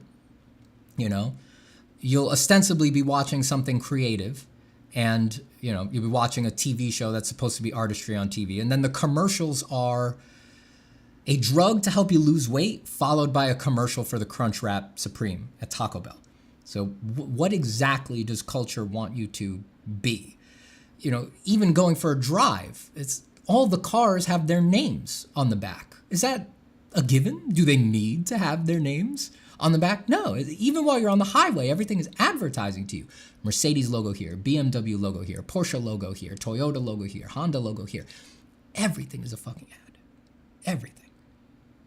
People's clothes, the way that your mind reacts to, my friend fits good in that shirt. I wonder what that shirt is. That's an advertising process, a filling holes process, I am lacking and I need something to plug this process. It's all the way down. It's all the way down. These streams, where I'm talking about this, these streams start with an ad for my course. Our culture has decided, it didn't need to be this way, that advertising, that asking you to fill a problem will be the foundation of what it means to be a person in this world. And it doesn't need to be that way. It need not be so. We could have built anything, and so much more is possible. My outsized reaction to the question, can you make drawing more enjoyable than video games? This outsized reaction is me saying that's the easiest thing you could do. Much more is possible. Much more is possible than that.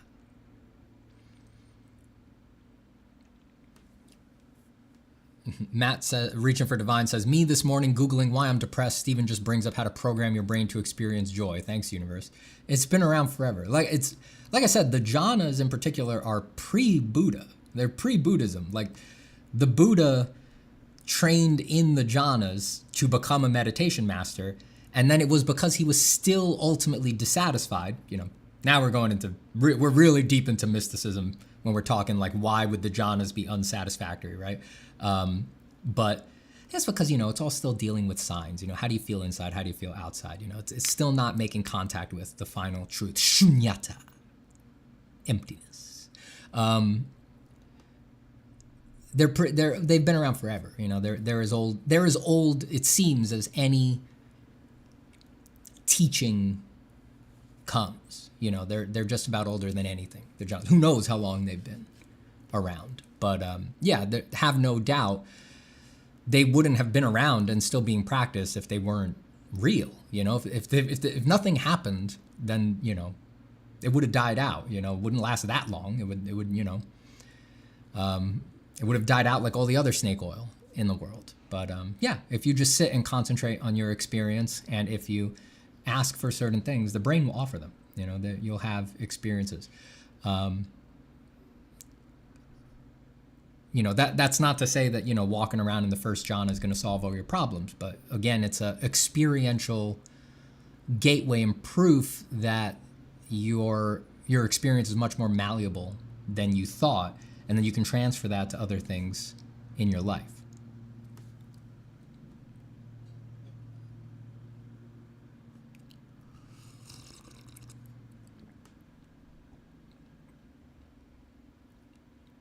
Ads keep crashing stream for me. They be trying to silence the wise man. That ain't right. That ain't right. I know that YouTube's on a whole they're doing the automated ad thing now, so I know that people get different kinds of ad experiences now. Scheduled manual?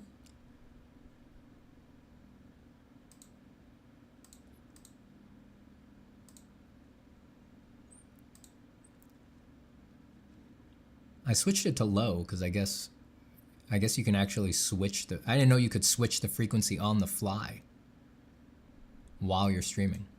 I switched it to low ad frequency.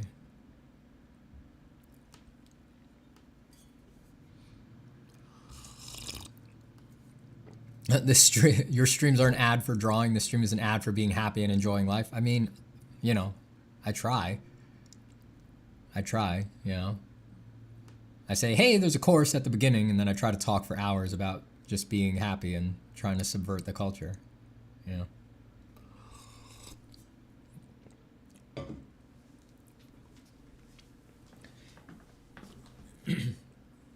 And thank God I'm an artist, you know, where there's actually, you know, it makes sense to teach art, you know. Thank God I'm not in some world where, you know, thank God I'm not in some world where I'm selling a course like I don't know, how to make money as an influencer. And then the answer is like, I did it by selling courses on how to make money as an influencer, which is what you just bought. So it's like, it's weird. We've got some weird Ouroboros stuff going on now, you know? Thank God I've actually got a fucking skill I can hand off to people. The world is getting very strange.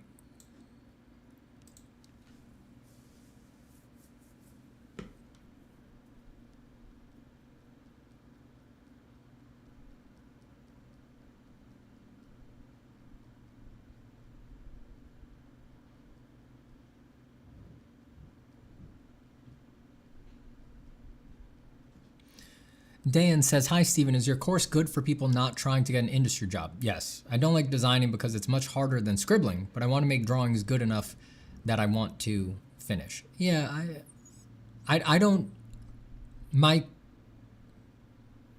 stuff is not hard angled at people who are trying to get industry jobs. I try to make them for everybody. Because I know that, you know, probably like the audience for this stream and things like that, probably less than half of people watching are actually interested in getting an industry job. You know, they're just much more concerned with making their art.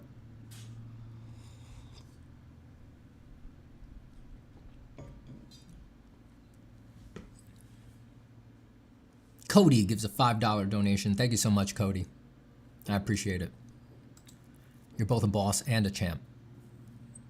Now be sure to turn those $5 into delicious, delicious coffee. I'll get fancy barista coffee with it. Or maybe I'll buy my wife a fancy barista coffee. Thank you, Cody. Cody says, hey, Steven, what do I do once I have a portfolio? All this time I've been laser focused on that. I didn't stop to think of what I even do with it. You send it to people. Well, first off, you can post it and repost it regularly on places like Twitter or Blue Sky, ArtStation, things like that. Well, really, you need to know what sector you're going into. What companies and sectors you're interested in are going to be the platforms that you want to post on. So you can definitely do general posts like that, but also send it directly to people. So, You know, on Twitter and probably Blue Sky, you can find the art directors of a lot of studios and companies and things like that. They're all sitting there and they're art directors. So they are actually interested in keeping a Rolodex of artists that they can reach out to. So you can find them on there. Probably even before that, what you want to do is, if you have places in mind, just go to their website, because a lot of places on their website will have a submission link where you can send stuff. So to the submission links on the websites of companies, and also to art directors, preferably not in DMs, preferably to an email that they have sitting on their socials, because they know people are going to reach out to them. You send them a very brief, emotionally intelligent, not time demanding email that says, my name is Cody. I have this background. If you've done any previous work, mention your previous work. Again, short, quick. Say that you really would like to work with their company, and here is a link to my work. Very easy link. I would not send attachments. Most people don't like attachments. Just have your website nice and groomed and send them a link to your website. You will probably not hear back from them. The occasional very nice art director will say, thank you, I'll keep you in mind, but in all likelihood, expect that you are not going to hear back. But the trick is, you might hear back in like 8 months. So this process is good to begin early. You know, you send those emails out, these cold emails, you start rolling them, you know, get it up. I'll get to that. But you will find months later, emails that you sent a year ago, 6 months ago, whatever, will suddenly pay off. Person will say, hey, are you still available? You know, sorry, I never got back about that email, but I've got a project and I'm pinched on this. Could you do this for this amount? And then suddenly the things will start stacking up. So expect that they won't answer, but they might answer later when they need work. You know, usually ADs are only reaching out when they need the work right now. They're usually not reaching out just to say, hey, great stuff, would love to work with you, but don't have anything right now, so I'll hit you up later. They usually don't have time to write that. And it's okay also to update them. Again, this is their job, right? So they want to keep the Rolodex. So I'd say maybe yearly, you know, if you don't get responses. And if you've actually made new work that is significantly better, it is totally okay to update them saying, I emailed you last year. I just wanted to update you on where my work has come over the past year. I would still really like to work with your company. And you attach updated portfolio. If you do that, make sure that your new pieces are at the top of the website, right? If you've had a bad year, you know, you did other different kinds of work, you know, you didn't really update the portfolio that's appropriate for their company, don't do that update. Don't spam them. You want to send those update emails if you know when they click the link, they're going to be like, oh shit, he did get better. Or this is much more focused work. Or, oh, look at this. Like, if you know you have that, totally okay to poke people and update them. And that works pretty well for people. Don't spam them. Don't update them with the same old thing, you know? But yeah, cold emailing. Squeaky wheel gets the grease. Let people know you're actually trying to work. You want to work, you know. ADs deal with a lot of reaching out to artists, and the artists go, I'm not doing that anymore. So they actually don't assume everybody's trying to work. They kind of need to hear from you, either on a social profile or in an email, like, I want to work.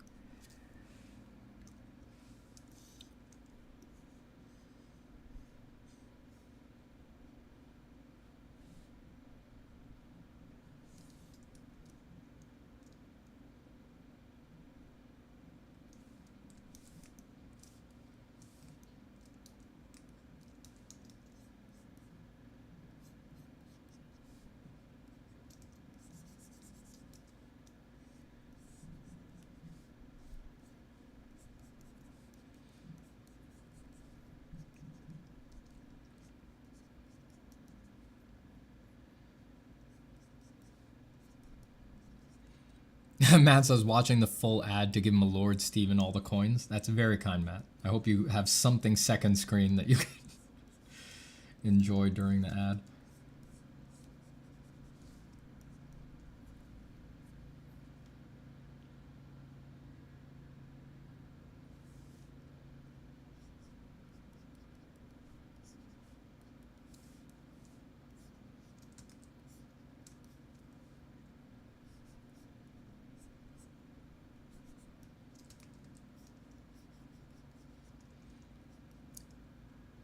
The gardeners are going next door. I hope that's not too loud for you guys. Can you guys hear that?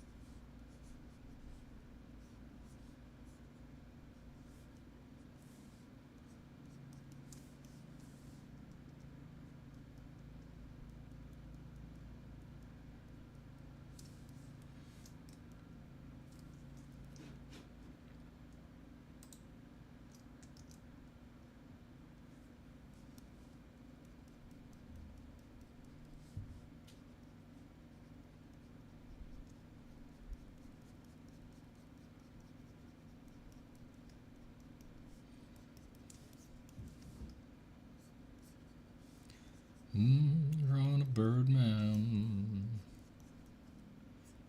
Drawing a bird mound. Drawing a bird mound. That's me.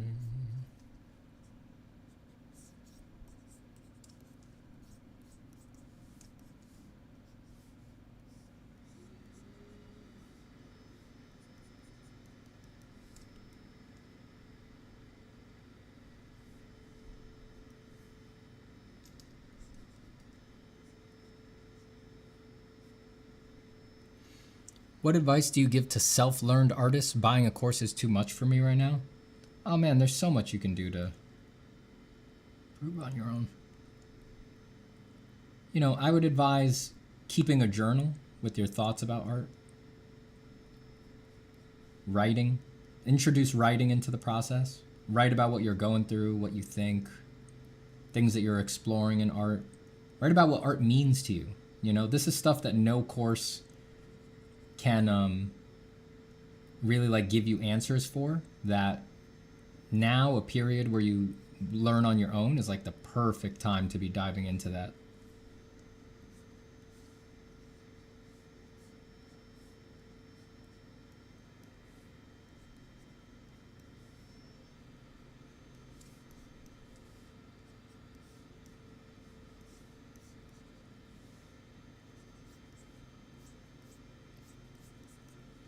And study your favorite artists. You'll learn a ton just doing copies of your favorite work. Even if you do it without any real structure or really knowing what you're doing, like you'll get huge improvement from just the sheer amount of time spent staring at great work. You know, it really doesn't matter how the copy comes out.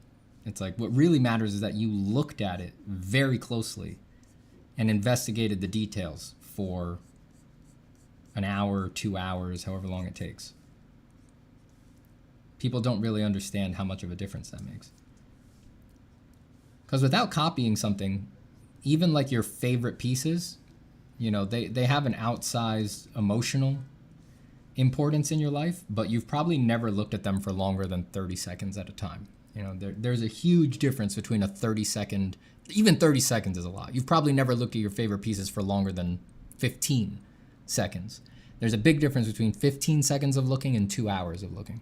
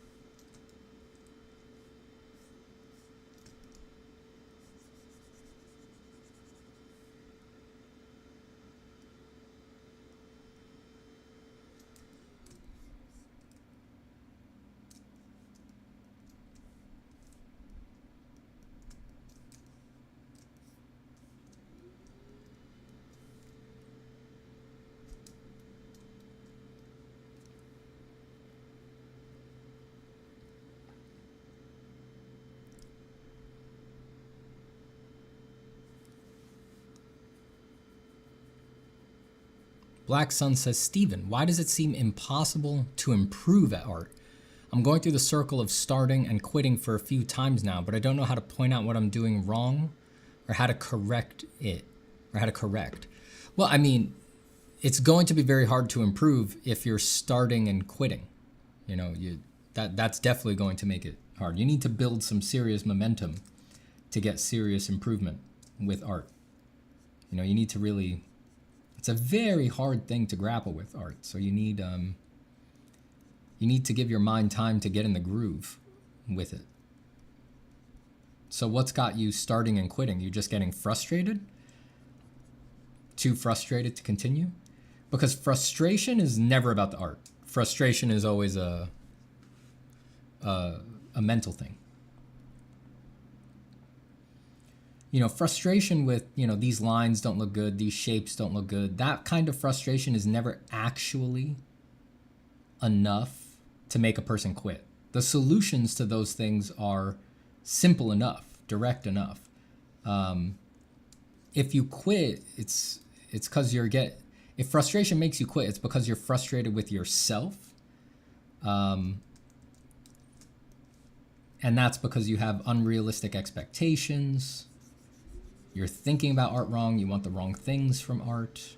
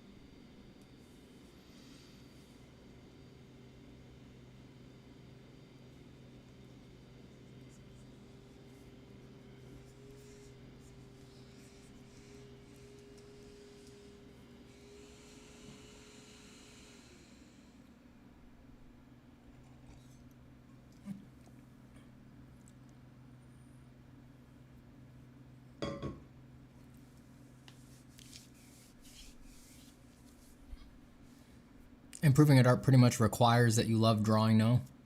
I mean, not necessarily, but it sure helps. I think up to a certain point, like once you hit a certain point, yes, you need to love it or else it will be almost impossible to continue improving. Hi, Joe. Joe the boy.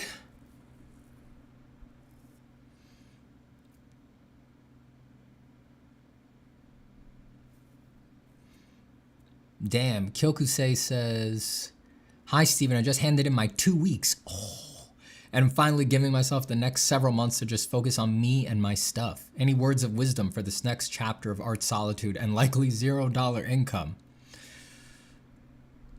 I wish you peace. I wish you peace, my friend. I don't know I don't know if you have savings, right? I'm guessing that you probably are taking the plunge with a nest egg to work through. And I did that once, and I didn't really work for, I forget now how long it was, but it was at least, it might have been a year. It might have been a year where I really just did my own thing and practice. You know, I was trying to switch sort of what I do. At that time, I was trying to get out of theme parks and do other things. So I left theme parks. I think I was probably a year, I want to say, where it might have been a year, and then I started doing advertising, if I remember correctly. I wound up picking up advertising work, which I wanted to try because it was different. And then from there, I went into video games. That the end of that period was me doing Elder Scrolls Online. And I liked it. I mean, if you have some money to work through, I personally found it didn't stress me out too much to be going through savings. It was a different time in my life, you know. I had different responsibilities and all that, and it was explicitly, you know, a time that it just felt right to be exploring and things like that. But I really liked it. I really enjoyed it a lot. I wish you peace because I don't know how it's going to go for you, right? But if you did this, it's because you really wanted it, right? You know, no one does something like this unless they really, really want it. So I think it's always legit to do something that you really want for yourself. But yeah, I mean, it's obvious how it could get turbulent, right? You're going to need to structure all your own time. You're going to, if you've never done a period like this before, then you're going to encounter what you're like without other people telling you what to do.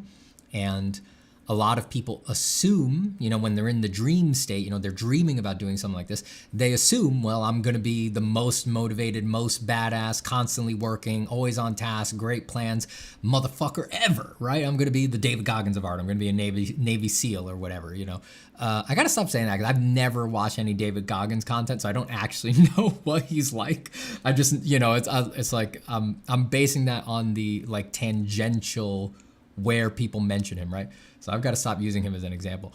But like a Navy SEAL, you know, you think you're going to be a Navy SEAL of art, and then you are in it and you encounter that you're not the Navy SEAL of art.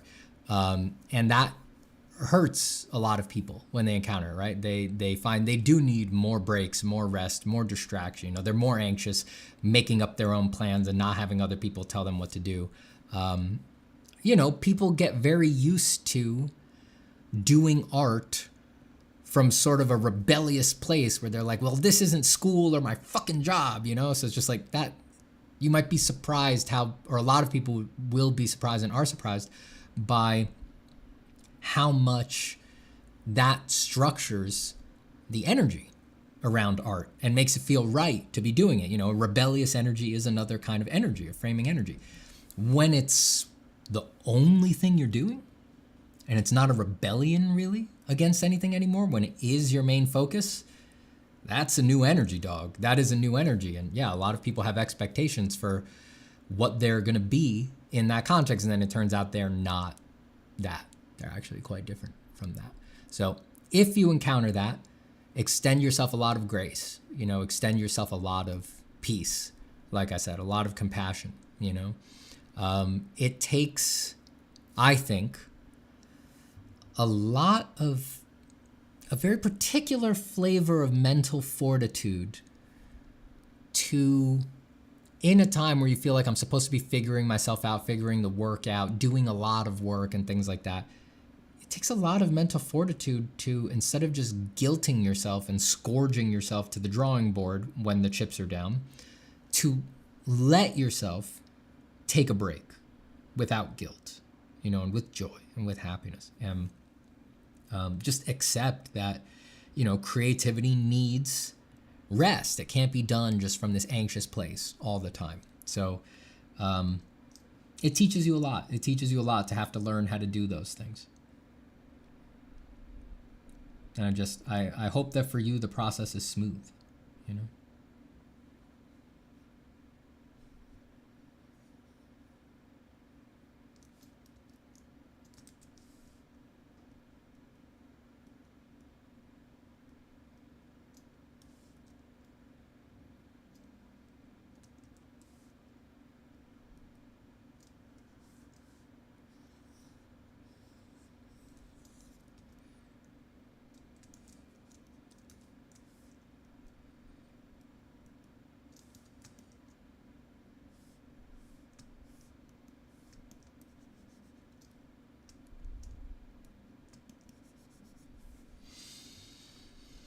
What am I doing there? How'd I mess this up?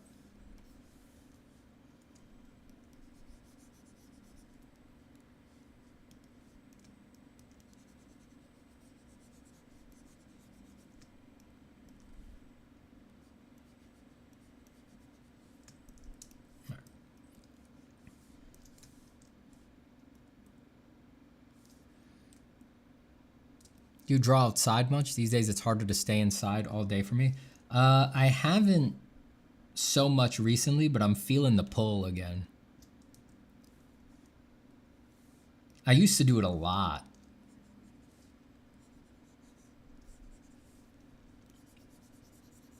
You know, recently my art practice and my life have really been asking me to just sort of investigate what's inside my brain. You know, what comes up from within without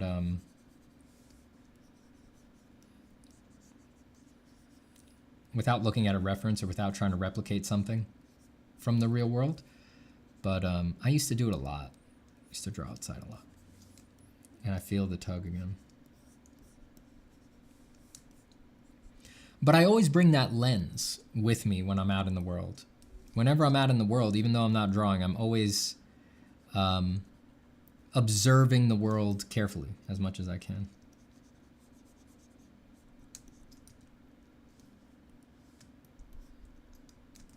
And bring the drawing lens to it.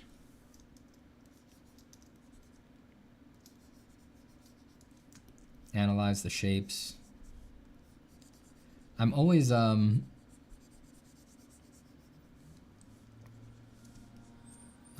this is something that I do a lot, that at this point, like, my wife knows the look on my face when I'm doing it, but I'm very sensitive to, like, or I think I'm very sensitive, just I find myself doing it a lot, but who knows how much I'm missing. But, like, when I'm in a room or in just an environment, there's sort of an anomalous light effect going on. Let's say a weird highlight or a specular or something like that. I notice it. I mean, almost invariably, and I have to find out what's causing it. 9 times out of 10, it's a window across the street reflecting the sun. That's almost always what's doing it. It creates a little hotspot over there. But I get this very serious look on my face, and I sort of start walking around and blocking the highlight, like seeing what angle the light's coming from, what is it reflecting off of, what bit of ambient light is producing that. Mostly that's just out of my own curiosity at this point. It's just like, I want to know. It's almost less about how could I apply this to art. But that part of my brain is, like, always running now. I go looking for it. I have to know what's actually causing it.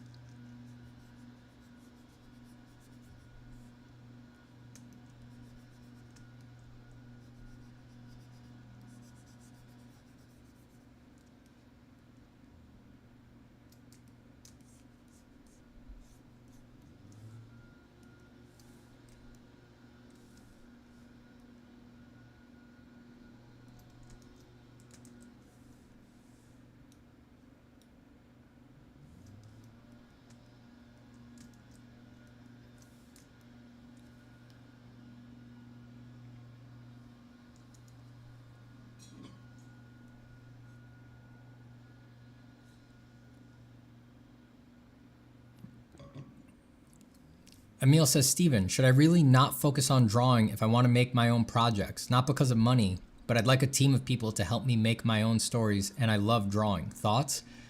That's a line you have to draw in your own heart. You know, I hate to say it, but it really is just like, what is your priority, right? Like, if your priority is the projects, I really must admit that, especially the current way people talk about drawing online, no, I don't think it's the most efficient way to get your projects made. I think you should have a team and provide for them and pay for artists who have already, you know, achieved a very high level. Have them help you. Have them help you. Even if you love drawing, I mean, you know, I think it's Ridley Scott, who directed Alien, is a great artist. He is a great artist. He could be a pro artist on his own, but being an artist wasn't just like a good drawer, right? It wasn't enough. He wanted to be the director. He wanted to make the stories, and he prioritized that. It's still useful that he got very good at drawing, right? He he can do excellent storyboards, really good storyboards for his movies that make everybody else's job much easier. And when he has a note on like a design for something, instead of like most directors where he needs to kind of hand wave, he can actually just draw it. He can actually just draw it pretty goddamn well. I'm pretty sure it's Ridley Scott. It's either Ridley Scott or James Cameron who actually started in the movie industry as a VFX artist, like doing designs for movies, for VFX in movies. But they knew what their real focus was, what their priority was, you know, and it's not the drawings that got the projects made. They angled and repositioned, and they had all these other skills to become a director, to become the person who actually gets the project made. The drawing just becomes a little helpful, a tiny little thing on the side of that. You need to be good at a lot of other things, negotiating with people, pitching, managing teams. It's like, those are skills that if you're serious about getting projects made, you need to get good at them. And the idea that drawing, which consumed Leonardo da Vinci's life, Michelangelo's life, that you're going to get good at that fast enough that you'll then practice managing teams and negotiating contracts and getting things in on budget. I hate to say it, but no, brother, no. For vanishingly few is that going to work. I wish I could say otherwise, but that's my honest opinion. It's my honest opinion from having spent time in Los Angeles and Hollywood and meeting a lot of people and talking with a lot of people. If you are a product-focused person, if your real dream is getting the video game made, getting the movie made, you want to say you made the anime or whatever, you know, your dream is to make the cartoon show or something like that, I think you should really have an honest sit down with yourself about if doing figure studies is the best investment of your time on that path. Look at the people who actually live that life and how many of them are great draftspeople. They're not. They probably have that life because they spent years building connections and writing projects, you know, making pitches, making pitch decks, working with teams, trying to get things made. You get good at what you practice. And most of the people who run shows and get shows made, they didn't practice drawing. They practiced getting projects made. That was the main thing that they practiced. It's its whole own skill set. Yeah.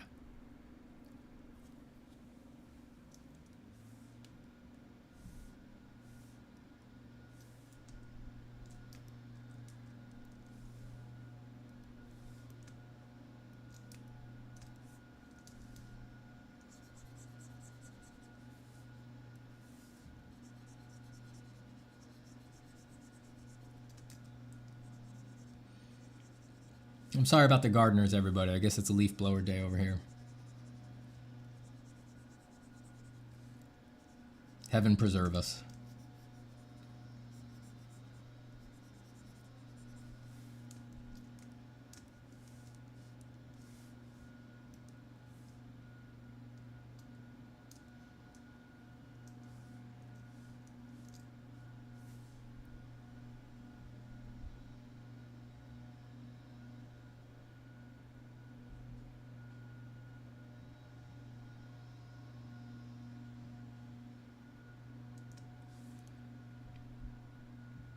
It's hard advice, but it's true, man. I've told people in workshops, I believe this advice enough that I've had students in workshops who have paid me a considerable amount of money for a drawing workshop, and when we're halfway through and in the middle of workshop, having assessed their goals and their beliefs and what they really want out of the career, I tell them, I don't think you should be drawing. I've given them this exact advice mid-workshop, like, you know, I really believe it.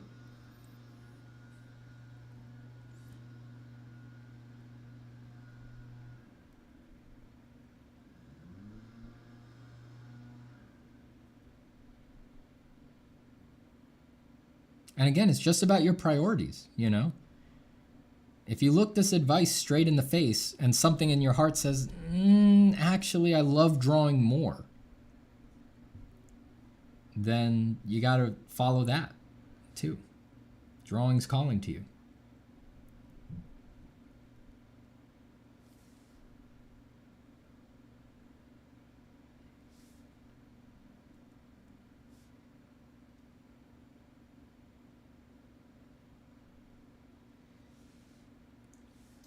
And again, it's not like people who are drawing first don't get things made, but I do think it's much harder, and you just need to accept that you're going against the current there, you know?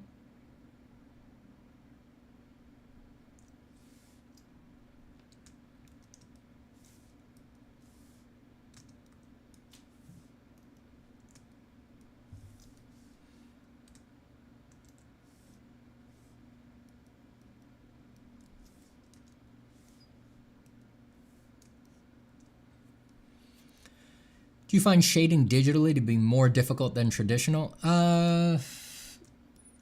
It depends like what part you're focusing on. Like it's faster, but I find it harder to get into it. So yeah, it really depends like what where's your focus there, you know? I would rather shade traditional. It's easier for me to get into it. I think I get a better end result doing it traditional. Of course, I mean, it's kind of apples to oranges, you know, there's no real comparison, but it takes much longer, hysterically longer.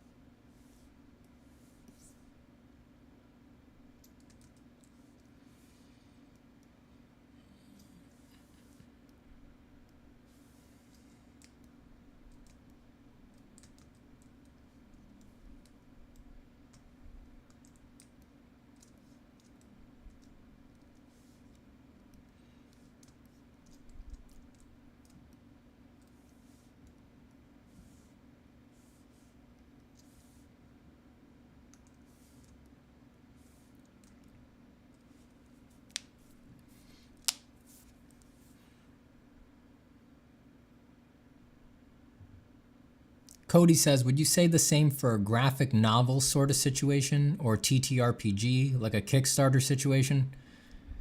I mean, it's like there's the occasional graphic novel that is creator owned that, gets turned into like a TV or a movie thing, right? And people tend to fixate on those. And there's certainly a lot of graphic novels that are being made these days basically just as a play to try to get a Netflix show or something like that made. people fixate on those. They have no idea how many of those were almost there and then got canceled, right? And if they knew how many of those went through the process of being optioned and talked about, and you went to pitch meetings, and you went to meeting after meeting after meeting, and you showed your pitch deck, and you did your elevator pitch, and you did your 5-minute, and you talked to investors, and you got people on board, and there was actors linked, and people signed, and there was producers patting you on the back and saying, it's going to happen, you did it, you're one of the people, it's going to go great. And then at the end, they're just like, actually, no, we're not going to do it. If people knew how many of those there are, how much behind the scenes, how many projects get squished for the one that you see, they would probably take all those other skills more seriously. How important it is to be good in the pitch, to be good in the room, to be able to talk to investors, to be able to run a team, and to not have all of your dreams hinging on one, right? You know, they'd take much more seriously, like, oh shit, this is total grab bag. You can't just have one project. Like it could really look like it's going to go great for the one project, and then nope. So you better have another. You know, if you want to get anything made, you need to have like 15 projects, 20 projects, 30 projects. Again, so people fixate on the rare good success stories there, right? But I implore you, look at what is the market by volume. What is the actual market by volume? And the actual market by volume, in terms of graphic novels or TTRPGs or something like that, is they're made by companies that make that thing over and over again, right? Like that you know, companies like D&D and Paizo and all of these people that they just ship a TTRPG on schedule every month, something like that. And for graphic novels, it's like that's sort of immaterial. The graphic novel example is more serious. It's like by volume, what's being made in terms of graphic novels is it's owned by the writer. You know, it's basically a dream job, let's say, to get pulled on to draw some, you know, I want to say some random, like not Superman, like some quasi indie famous thing. I don't want to give any examples that color things the wrong way. It's difficult for me to come up with something on the fly of a good example that would capture the like emotional tone. But it's like you get pulled on to do this big graphic novel, and again, this is most of the volume, right? It's like the writer, the company, they own it. It's their thing, right? Like and then you bring on these artists who spent their lives getting great at drawing, and they do the license, but it's not theirs. It isn't theirs, right? It's like lots of people have drawn Hellboy other than Mike Mignola, right? But every Hellboy comic you read, everyone's like, this is Mike Mignola's Hellboy, right? And it's like very few people know the names of all the other people drawing Hellboy, right? Obviously, Mike Mignola has drawn many Hellboys of his own, but it's like it has become a whole thing, right? So it's, and again, that's a bad example. I needed to pick a better example, but nothing's coming off the top of my head. The artist will never be thought of as having sort of the control over it, and it'll always be, for the next thing, they're always going to come to Mike Mignola, not the artist who was hired to draw that thing. And that is most of the market by volume, right? So even there, it's like, if you really want to get stuff made, Hellboy was a horrible example because Mike Mignola is a great artist, right? Pick a different, right, like an Alan Moore or something like that, right? Someone who doesn't draw. I should have said that instead. For the next thing that's going to get made, for the new project, they're always going to come to Alan Moore, right? They're going to say, you, Alan Moore, showed that you have vision and that you can do this. And so what's the new thing, right? They're never going to come to the artist and say, all right, what you do the new groundbreaking IP, right? That's just not how people think. So by volume, the market is always prioritizing whoever is in the creative director position, and by volume, that is not the artists. It's the writers, and it's, in terms of comic books, the creative director position it's like the editors who decide the direction of a whole comic company like Marvel or DC, right? They're always the ones who are in control of everything. So, again, that was a ramble that, I haven't talked about that a lot, so I'm all over the place on that one. But to try to shorthand it, it's like, even in those sectors, I do believe if you are product focused, if you're not about the moment's moment joy, if you say that your number one priority is a TTRPG needs to be made, right? You can do that being art first, but from my experience seeing people do things, it's like, it's going to take longer and be harder than if you took the creative director position, fronted capital, and you hired artists to do the art for you. That's always going to be faster and more reliable and more on schedule. Again, that's why I said, it's Paizo and D&D by volume. They ship a TTRPG every, on schedule, 3 a year or whatever, because that's what they do, right? They're not wheeling around doing the lost artist thing, and I'm an artist on the job learning how to run a business in this, in real time. It's like, it's possible, but it's always going to be the harder way. So again, if the product is really your priority, tough breaks, tough breaks.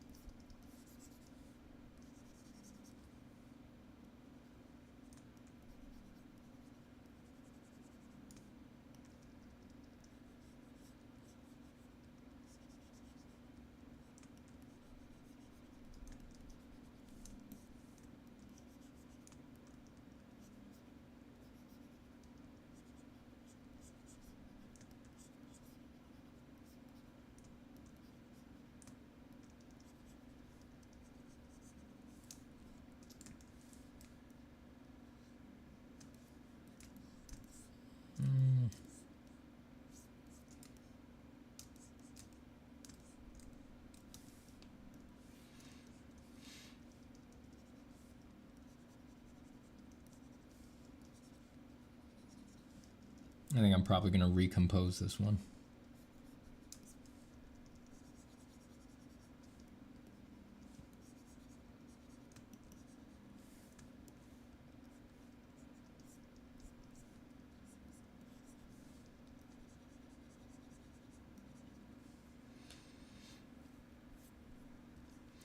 Renyi says, your channel got me obsessed with drawing from my head. Now, why is it that when I draw a thing, it looks better in most cases if I draw it from my head than if I draw it from reference? Oh man, I have the same thing. I've thought about that a lot, and the conclusion that I've come to is that when you're drawing from your head and you don't have a reference, you're just looking at your drawing and just asking it what it needs. And if you're an artist who's destined to be an imagination-first artist, an imagination-focused artist, that's a good sign. I think that basically indicates that you're going to like that, or that it's going to work for you in the long run.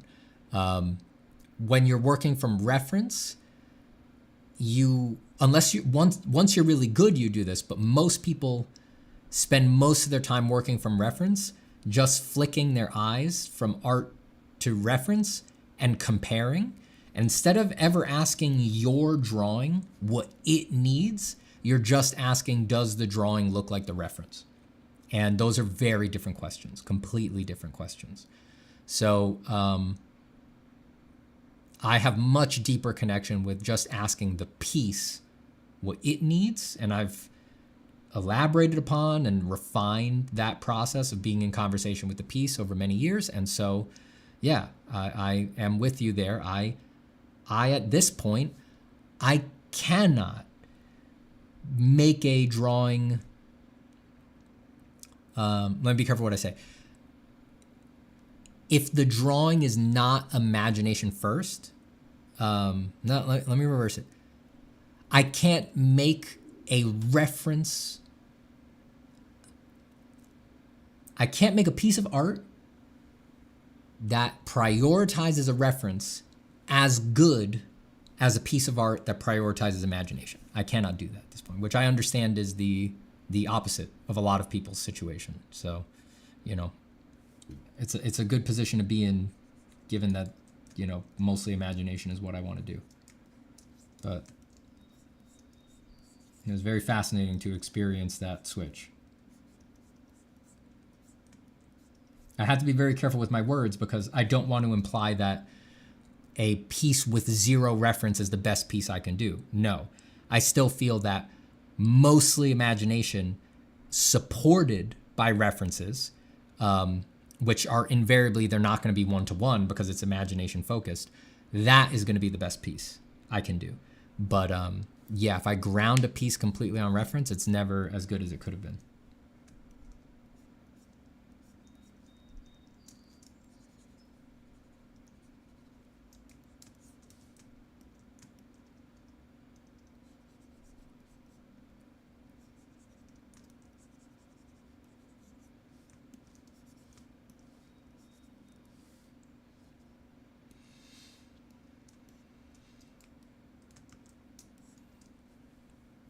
Hold up, I just joined. Can I take a look at the drawing on the top?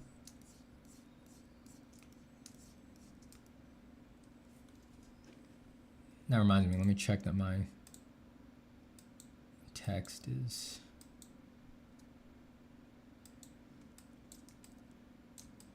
There's a drawing at the top.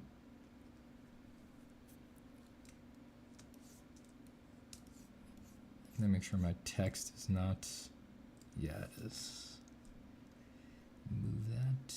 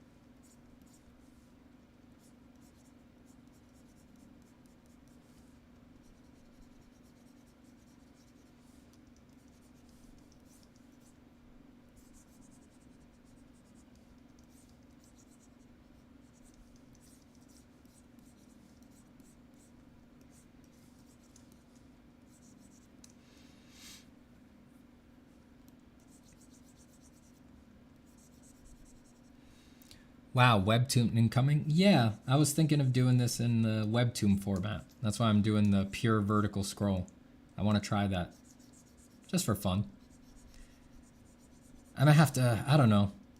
I know that both Webtoons and Tapas do, which used to be Taptastic, do these kinds of, well, I guess this is just called the Webtoon format, right? Just the vertical scrolling phone first thing. Does anyone have any recommendations for which is better? Is there some big difference I should know between Tapas and Webtoon?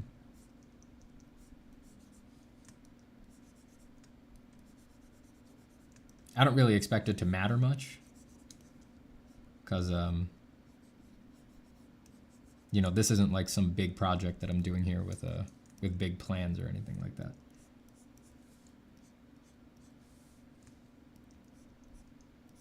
But if anyone knows anything, like stuff about size limitations, differences, or like paywall differences.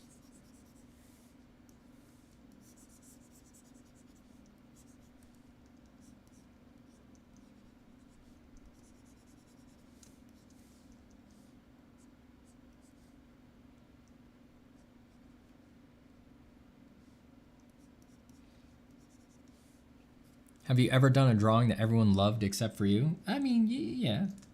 There's a lot of drawings that I'm like, well, I think the more common artist experience is the one that you think is great. Like, this one's really going to get him. This is the best one I've ever done. Nobody cares. Nobody cares at all.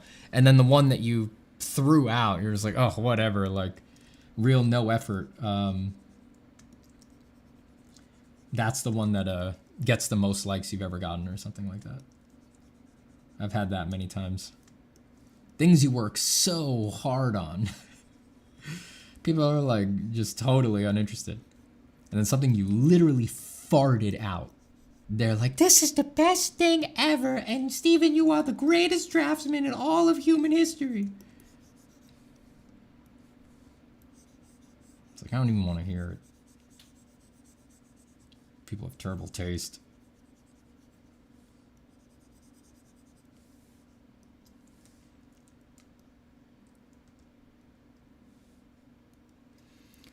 They have size limits and both do not pay well at all. Yeah, I know they have size limits. I just don't know where else would you post something like this, you know? I really want to try the vertical scroll thing.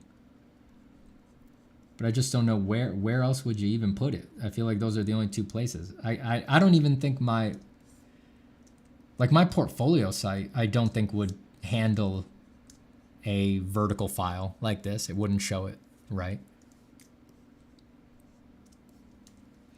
And I'm not trying to get paid off of them.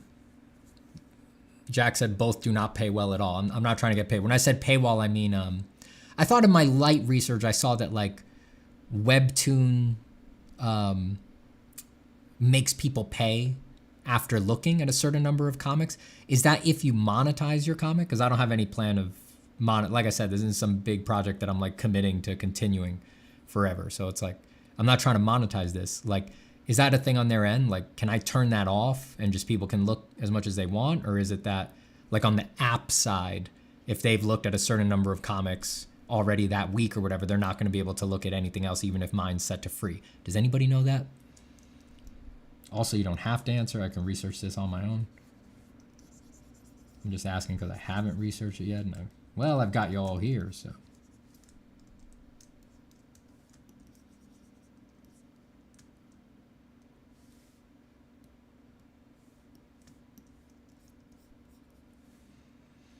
Kyokusei says, my favorite way they phrase it is, this is your best work. Like, oh yeah. Like, you know.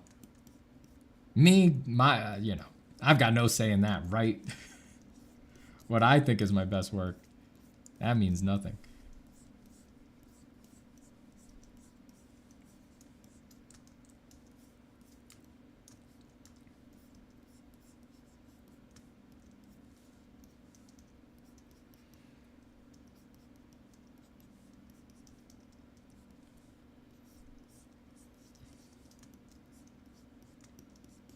Lord in heaven, I'm good at drawing bird demons. Lord in heaven, I'm good at that.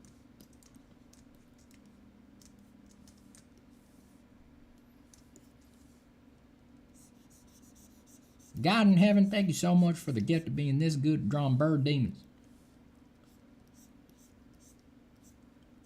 Bless little Billy Ray and Cyrus, but most of all, bless my ability to draw bird demons.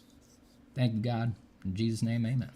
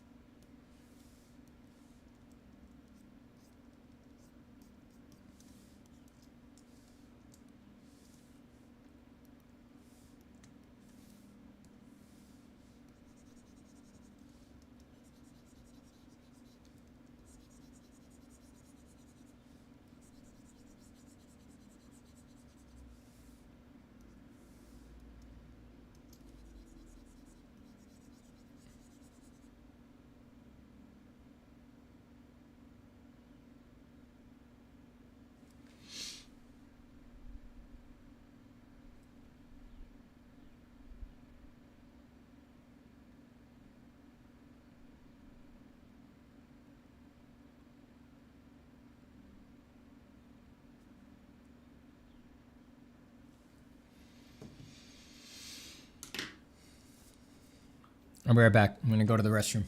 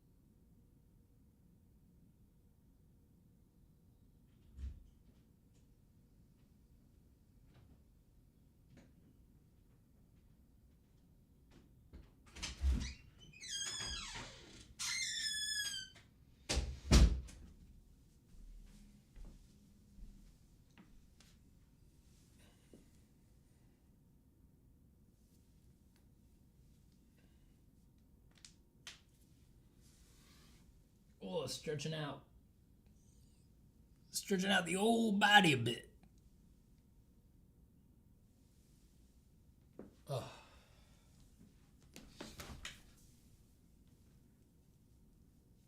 I turned the fan off for a second, but I can already tell I'm gonna need it.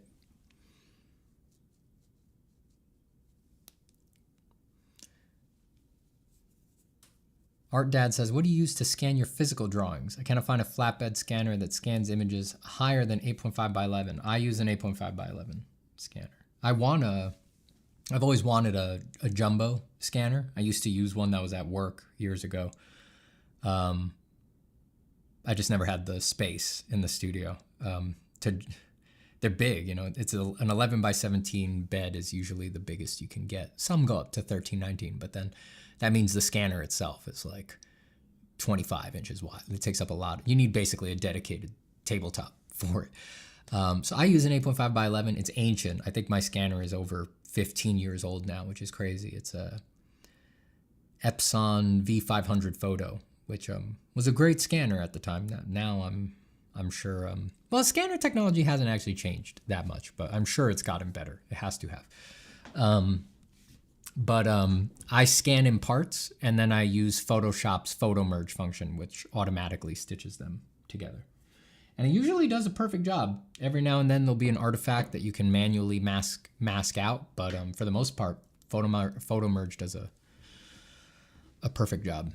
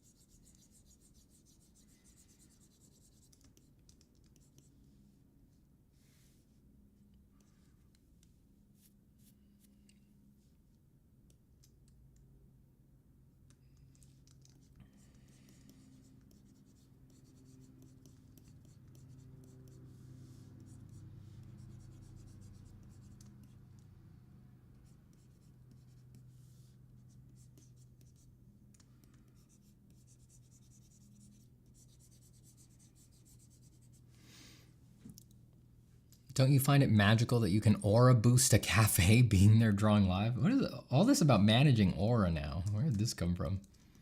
Thank God for stream. You know, I'm old enough that if it wasn't for stream, I'd never hear these, I would never hear the slang, the lingo, the lexicon of the youths. I would never hear it if it weren't for stream. You all keep me young.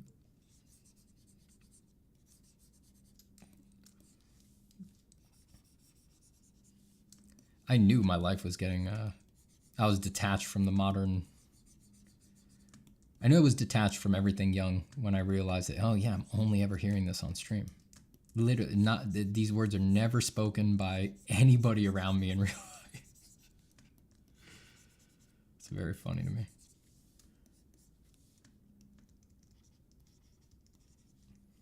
Aura boosting. Look, I ain't trying to do any free aura boosting for anybody, not even a cafe. You want me to aura boost at your cafe? That's an appearance. And I have a rate. Speak to my agent, talk to my people.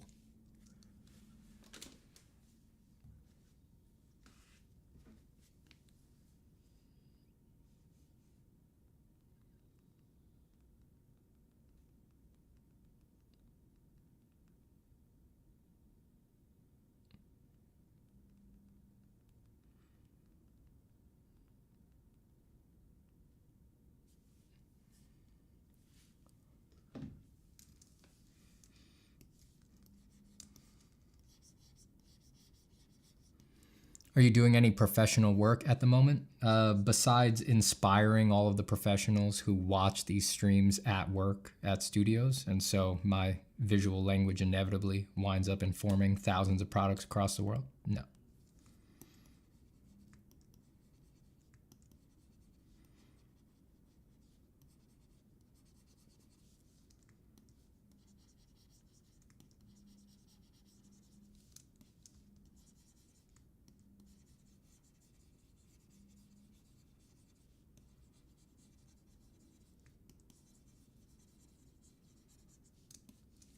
It turns out there are many ways to work on projects.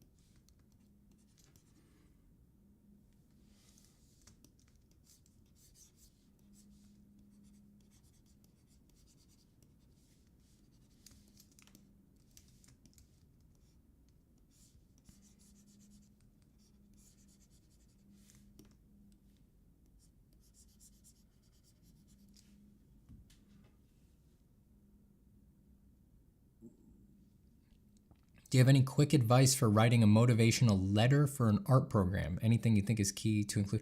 A motivational letter. What does that mean? You mean like a, I think in the US, like a cover letter, like for applying to an art program?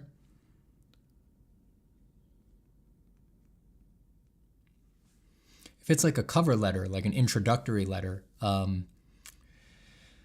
if it's for an art program, you know, besides the usual, like explaining your background, I would be really specific about what you're interested in. You know, try not to speak in generalities. You know, don't be like don't have the whole letter basically amount to, you know, I have a passion for art. You know, the people who read these letters all the time are reading thousands of letters like that. If you're applying to something like an art residency, thousands is not an exaggeration. A really good art residency will receive multiple thousands of applications for every rotation at the residency. So try to be really specific about what you actually like.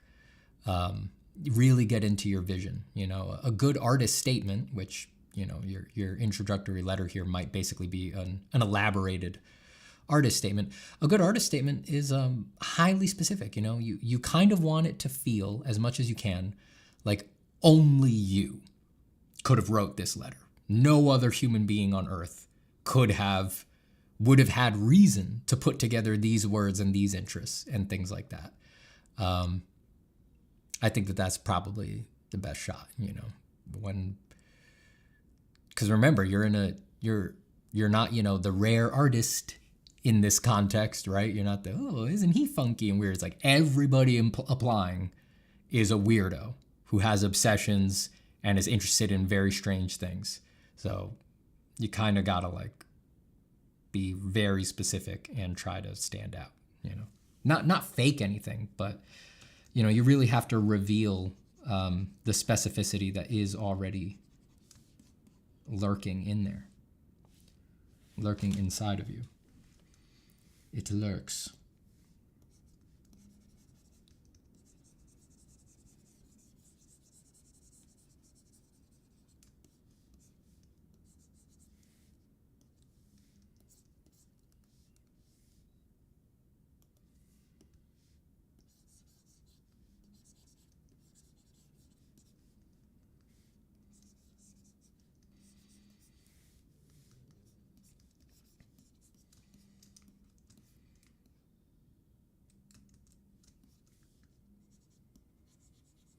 I'm just beating this drawing up now. I don't care. If I get the feeling that I'm destroying a lot of hard work and really beating a drawing up, at this point, I usually take that as like, I'm proud I did that. You know, that doesn't mean the drawing's going to come out great, but if I'm destroying things, that probably means I am recognizing that something's off and I'm willing to make changes and to fix it instead of just accepting the first thing that went down. So again, that doesn't guarantee in some badass way that the drawing's going to come out great, but in terms of mindset, it's like that can only be healthy, you know?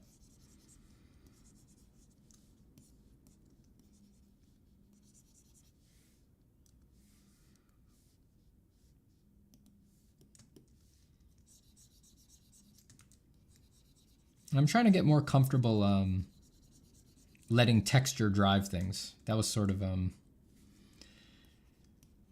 that's something that I've been telling myself I want to work at recently. Probably like even last year. I remember last year was probably the first time it started creeping in. Like I really gotta, you know, just let texture drive sometimes. You know, I love form so much. I love my control so much. You know, with a pencil in hand, I'll really just like, I'll modulate everything myself, turn every form myself. But because I love that control, I wind up de-emphasizing texture a lot, except for the ones that I get naturally when I'm using like a pencil or something. But I've been meaning to like, let's just get more comfortable just letting a little chaotic texture drive every now and then. So I'm doing that a little bit on these. Just learning. Good to learn. Doesn't look like my usual stuff in a lot of places.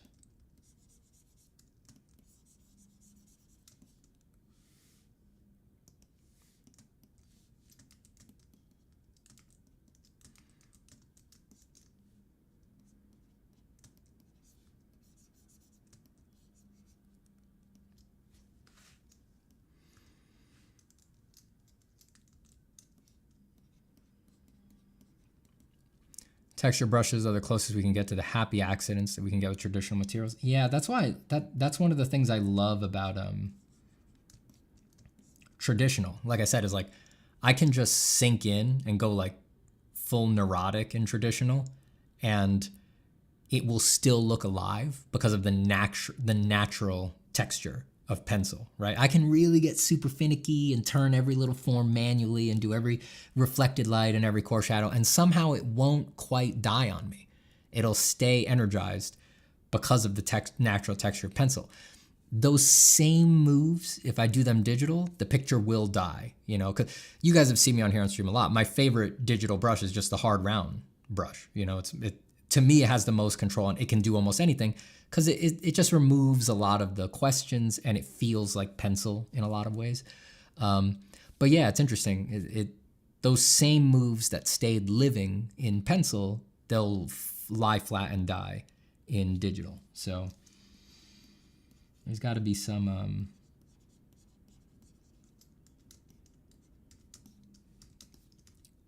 there's got to be a little back and forth.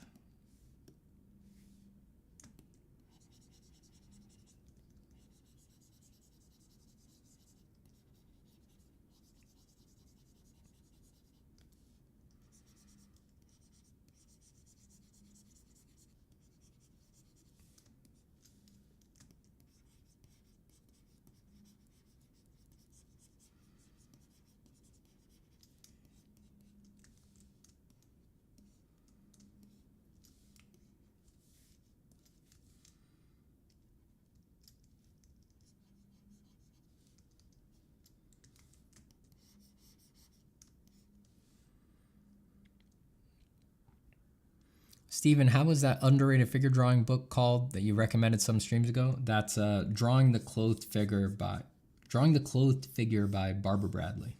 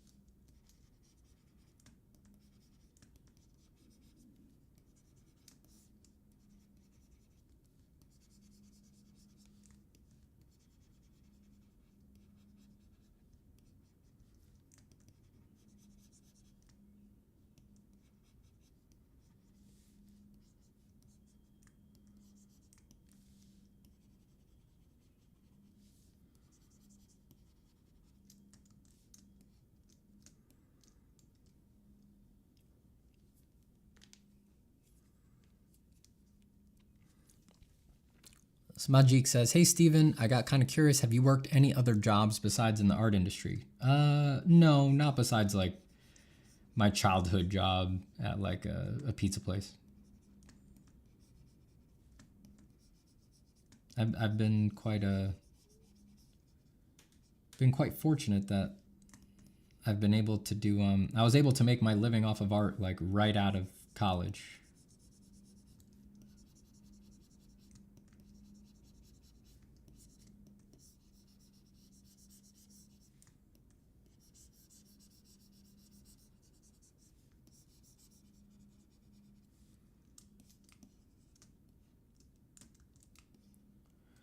That's quite lucky.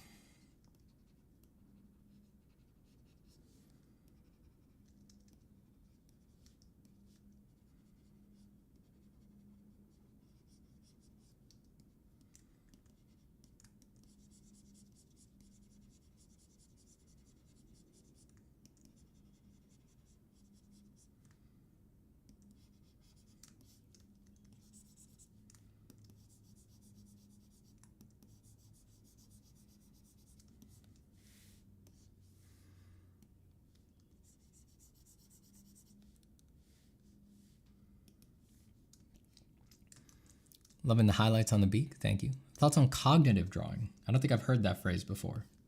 Generally, if it's super conceptual, I have a lot of doubts. I think the body makes drawings, not the mind.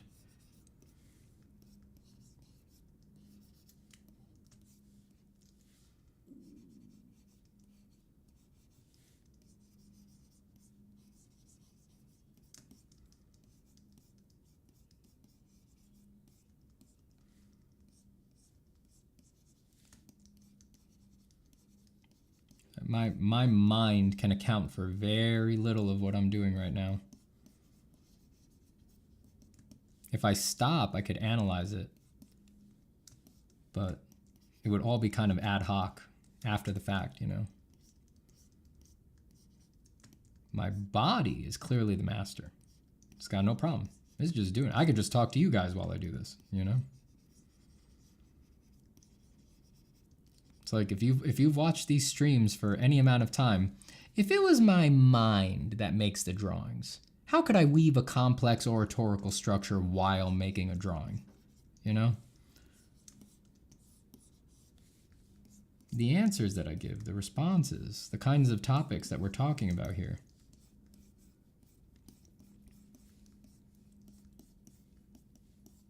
Now, language is certainly dealing, I mean, as direct gets, language is certainly dealing directly with concept. You know, it needs to be able to be handed off to another person. It must be taking up most of the processing power on the mind side. And yet I can do my best moments of drawing while basically completely disassociated. So yeah, I think it's the mind, it's the body that does it, not the mind. And lie to yourself about this to taste, basically.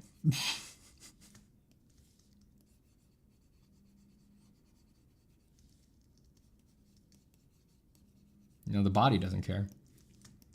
You can take credit for all its hard work as much as you want. It doesn't matter. It's just going to keep doing it. And it'll keep doing it for you.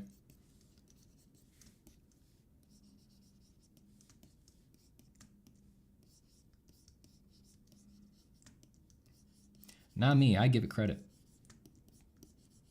I'm like the only artist in town giving it its credit.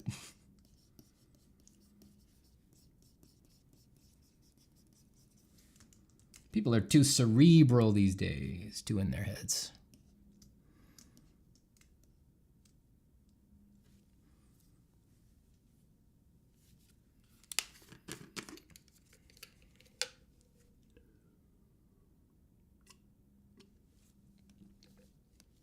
Do you think all repetition is equal when it comes to drawing for improvement? No, it's not equal. I think it's all useful.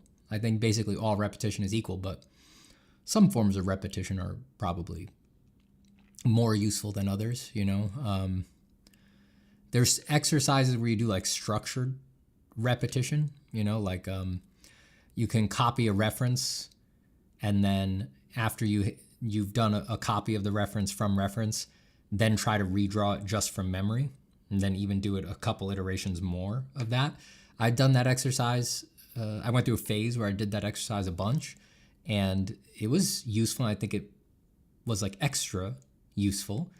But all things like that, it has diminishing returns. It's like the most useful repetitions are the early repetitions, and then you get less improvement from them as time goes on. And don't forget that really the most important thing in art, the thing that you should repeat the most, that is going to have the biggest impact, is you should repeat making pictures you care about. That's the most important thing to repeat.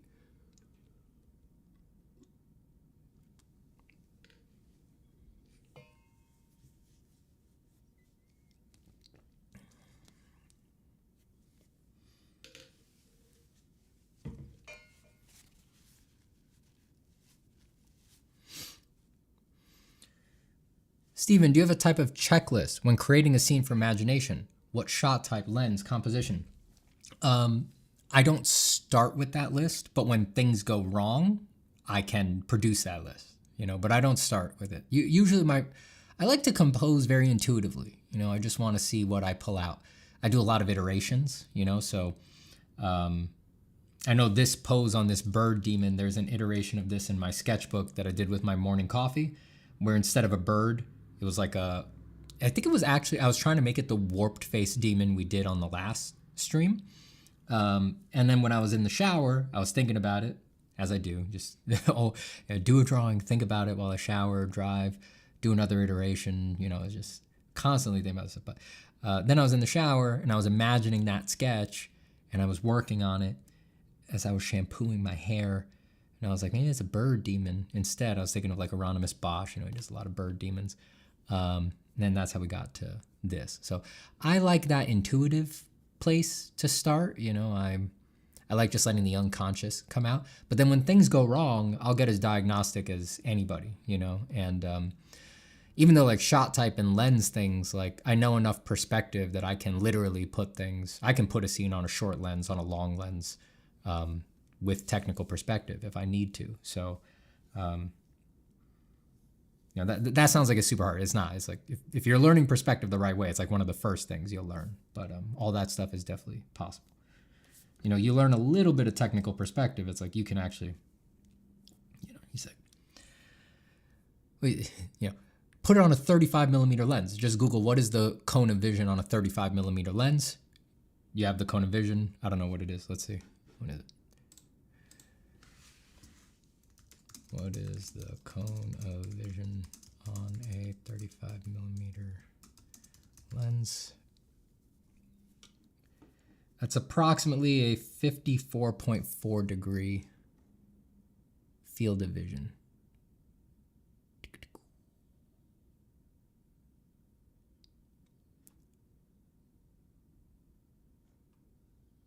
Well, I'm seeing some conflicting answers, but you could take an answer and then you make a cone of vision that is to that degree, and there you go. You've got that lens. Sully Dietz gives $2. Thank you so much, Sully Dietz. I appreciate it.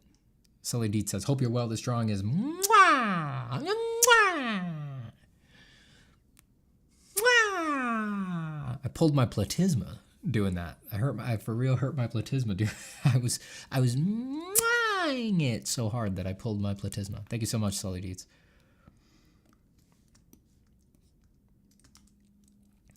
The longer lens, the more zoomed in you are, right? Not actually. It really is like that's a way to think of it, but zoom is actually kind of like a separate function on if we're talking camera lens, it's like a separate function on a camera lens. It's zoomed compared to a wide angle at the same location, right? But that's less what's useful about lenses. Like a 35 millimeter is a longer lens, which the more important thing for composition is that it's going to flatten the perspective. And something like a wide angle, let's say like a 50, I forget what a 55 millimeter, something like that, which is a classic like prime lens people use on cameras. That's going to have a wider angle, and that's going to exaggerate or emphasize perspective more. It's been a while since I've thought in the camera lingo. So someone in the chat might let me know that I have that exactly backwards. I'm just, the camera lingo was never my strength, but that's the more important stuff. It's like, are you emphasizing perspective or are you flattening perspective?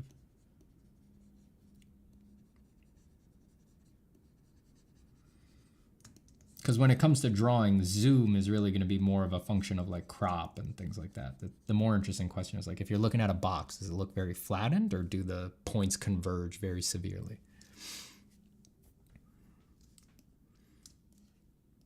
Stephen, do you think your views have changed with the years of audience interactions over the various subjects? Yeah. It would be hard to make a inventory of that. But certainly, yes. Certainly my views have changed. Not just changed, but like the interaction with the audience has like, forget changed, it's revealed like, oh, I didn't know that was a problem. Like there were problems people were having on the journey that I had never clocked. Like I was actually surprised such a thing could come up, and the audience revealed that to me. So it's not just that my views have changed, but new views have opened. Maybe I could try to, what's like the biggest thing that I've changed my mind about in the past 5 years? Yeah, I guess I haven't had to change my mind about anything because I've been right about everything the whole time. That means I'm perfectly cognitively healthy, right? That means nothing's going wrong over here. Let me think. What's the biggest thing I've changed my mind on from the audience?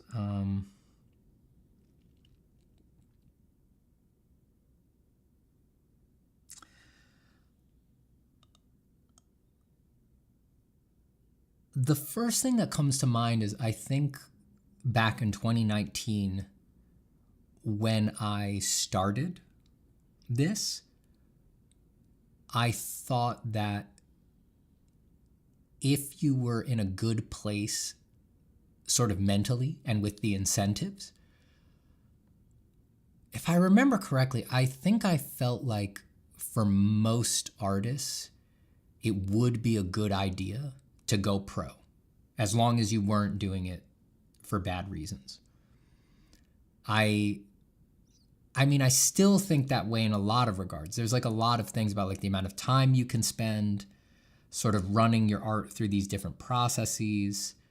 There's definitely a lot of benefits, but I think in aggregate, I thought at the time that going pro was like generally advisable for almost anybody who was in the right headspace and who had the time, obviously, who didn't have another career or other responsibilities. And I think I've changed about that. I think that as I've talked to people more and found out more about what they really want from art, I've accepted that like actually for more people than not, probably going pro will get in the way of a lot of that stuff. And I think I've much more come to it's not for everybody conclusion, you know. And I don't mean for even not. I mean specifically like for artists. Like it's really not for everyone for artists. I think, yeah, years ago I thought if you can go pro, you should.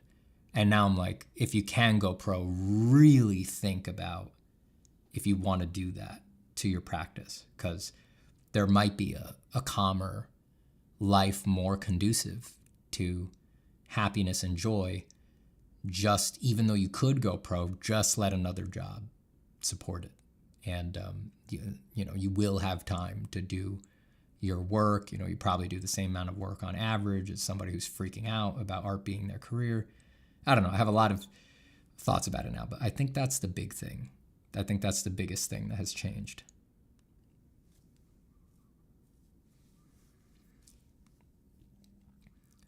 Balua Babe says, if you're using a shorter perspective, people are talking a lot about lenses.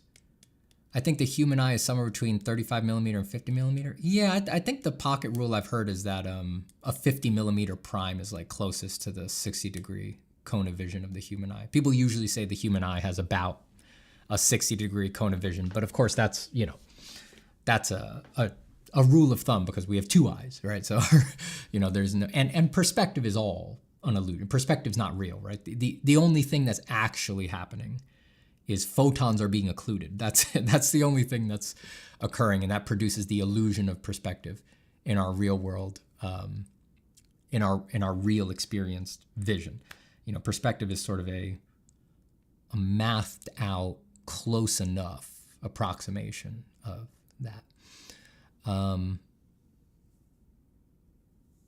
Daryl says photography is my literal job, so I'm here to help with the lingo if you want. Yeah, nice.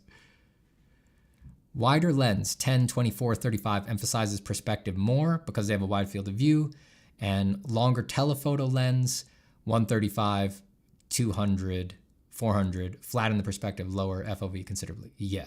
So I was saying 35 was longer, but in the big view, there's Balua Babe says, if you're using a shorter perspective, it makes sense that it can emphasize particular elements. Do you think a more flattened perspective makes it more difficult to lead the eye? Is there a use case?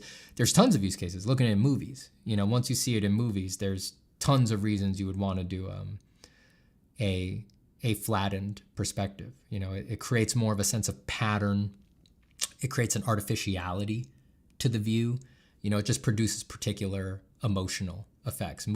Movies bounce back and forth between the different types of lenses specifically for those reasons all the time. So there's tons of use cases.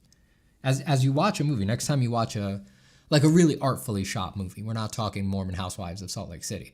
When you're watching a really artfully shot movie, try to tune in to like what shots feel very flat, looking at have a lot of perspective, and what doesn't, and see what they're.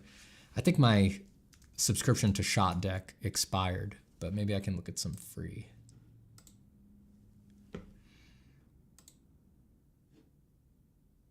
Yeah, my access to.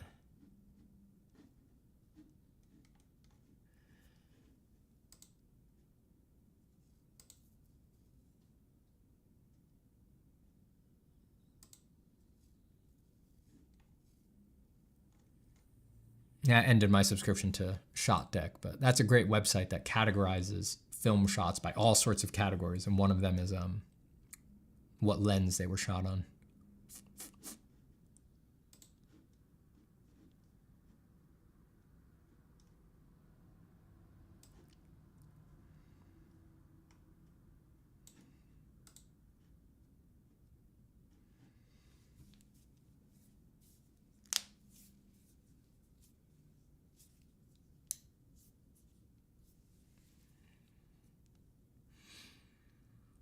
DJ Charisma says, Steven, I have a very limited view of the art industry. When I think of how to make money as an artist, I generally think of the gaming or comics industries. Could you give a broader view of how artists make a living? I mean, artists make a living every sort of way. The things that you mentioned, gaming or comics, are being a hired gun, right? Somebody else tells you what to do and you do it, or in a lot of capacities, there they are.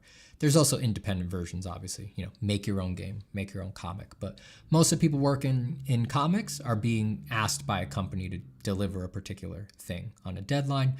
If you're an artist working in gaming, you know, you're making marketing art, concept art, textures, you're doing that all to spec, you know, you're doing that, you're being asked to do those things. There is, of course, just the fine artists. People make money selling paintings through galleries. Nowadays, you can also sell directly to your audience. So there's artists who sell their art, either their originals or their prints, directly to their audience. These days, most people make their money doing that. Sorry, that's going to be misunderstood. I don't mean most artists, that's how they make their money. I mean artists who sell prints, who that's their income, things like that. Most of them are making their money at conventions these days. They build an audience online. It's a little harder to monetize that just completely online. It seems most people don't really buy prints online. But at a convention where they can meet you and interact with you, their prints seem to do very well. You know, it's a good, you know, they like the artist, they want to meet them, say hi, they of course want to support them, they're going to buy something, they buy a print. And people can make a lot of money at conventions, even in one weekend. You know, if you market it right, if you have the appropriate amount of stock of something, and you work your ass off at the con all day, people make lots of money in one convention. So that's the way people are making money these days. You know, there's the occasional YouTuber, things like that. Most artists these days, if you're going to do the influencer thing, art is very low interaction for the influencer economy. So almost no artist can sustain an influencer life off of sheer views and clicks, you know. What do I mean by that? Like let's say a Mormon housewife of Salt Lake City, she gets a lot of views and clicks, a lot of engagement. She can just make money off of views that feed ads or sponsorships as well. You know, please sell Yerba Mate tea and make sure your ass is in the shot, right? So they could do that. But people interact less with art. You know, even if you look at like the really high sub art YouTube channels, the views on their videos are generally, not everybody, but generally they're lower for the sub count than a middle schooler doing a prank with a similar amount of subs. So if you're gonna do that in art, you usually need to do something else. You know, your YouTube, your Instagram, your TikTok or whatever has to be a funnel to something else that you're selling. Art books, you know, maybe you do educational stuff, maybe you have a graphic novel, something like that, like you stickers, you know, merch, more merch type stuff, maybe make shirts, hats, whatever. And that all depends on the kind of artist you are, you know, what kinds of products you want to make and provide. But there's every way under the sun. You know, art is it's going to be unique from person to person. And it's unlikely that you're going to be able to copy anybody else's method, you know.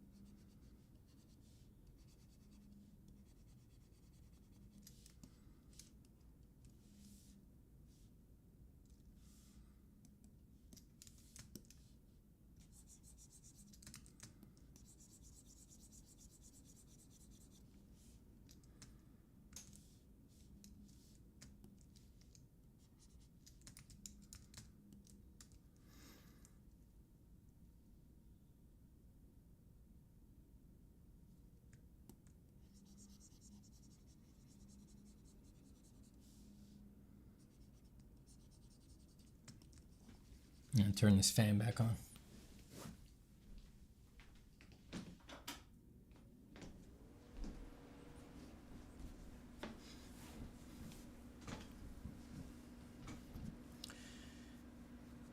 Is there such thing as over-reliance on using reference? No, not if it not if your goal for your work is mostly referenced. You get what I'm saying? Like if your goal for your work is to work mostly from imagination, you know, maybe you want to make something that's generally imagination driven, like comics or something like that, then yeah, there probably would be over-reliance on using reference. But there's also been comics where every panel has a reference photo associated with it. You know, look at someone like oh my God, I'm blanking on his name. The most famous comic book painter, the guy Alex Ross. There's a reference photo for damn anything Alex Ross has painted, basically, right? I mean, they rely on, they're meant to look like superheroes, but for real. So he very wisely has tons of good reference and shoots his own reference and things like that. And you can see YouTube videos of him doing reference shoots and things like that. Maybe more directly, it's like if your goal is to be a life portrait painter, you want people to sit in front of you and get their portrait painted in oil, why would you ever not work from reference, right? Like that's obviously the kind of work that always needs the insight of the real thing, a real analog in the real world. So if it aligns with your goals, then no, there is no over-reliance on reference. If it doesn't align with your goals, then there would be.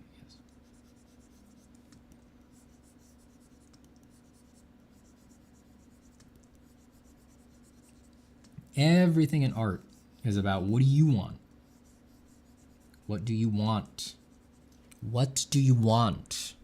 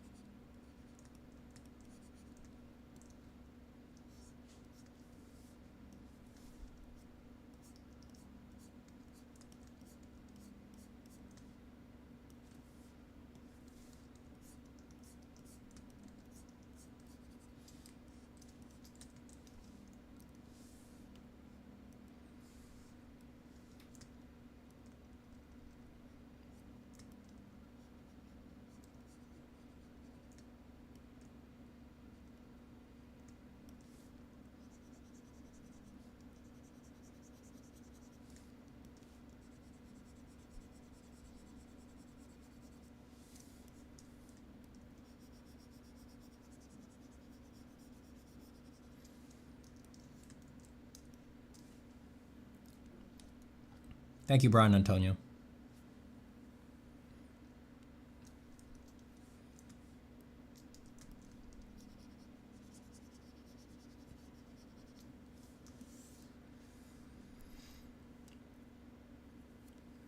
Roundbrush says, Stephen, how long is too long for a color value study? I found myself using entire days on painting studies, still lifes, film ref, etc. I could be making my images, but the studies are so effective.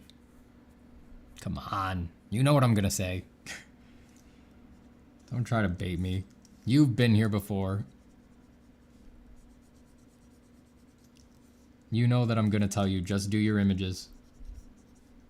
If you have to ask, you've spent too long doing studies. I'm not saying you're done with studies forever. Just you need to make your thing. That's going to teach you what's actually relevant in the studies. You're not going to use everything that you learned from random film still studies.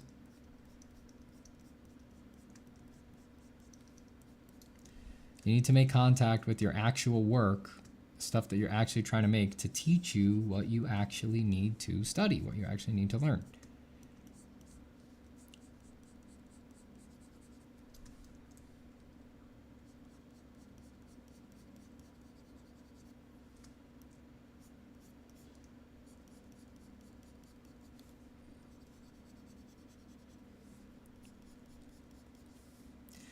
Hate to tell you, but it's true.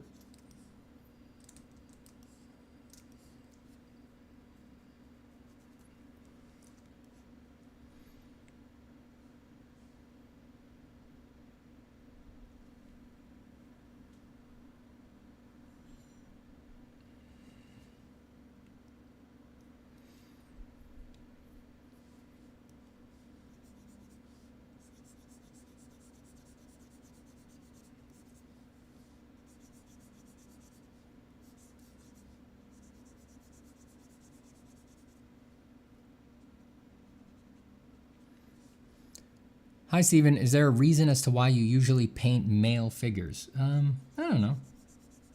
I have a lot of thoughts on that. Generally, I like the... Generally, I just love anatomy. And obviously, anatomy applies both to male and female. But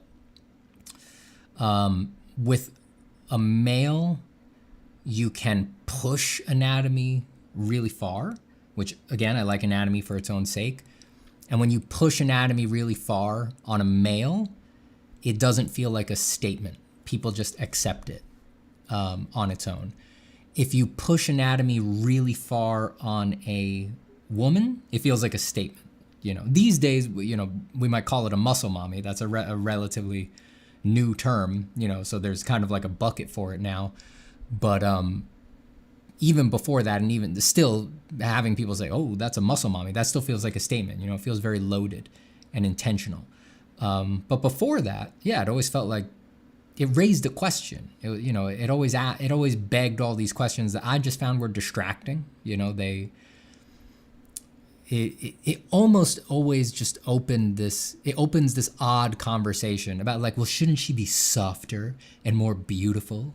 And it's like, wow, don't you have an original viewpoint on what beauty is? It's like such a boring conversation gets opened from that horse shit. So, you know, I just always gravitated towards males because for what I like to express in art, it left a cleaner emotional substrate that let me just focus on my expression rather than raising all of these loaded cultural questions.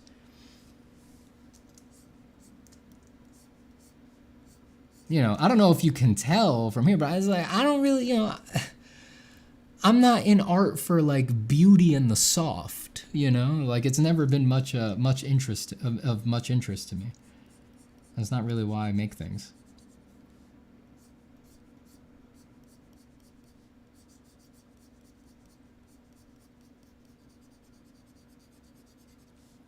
I have other interests.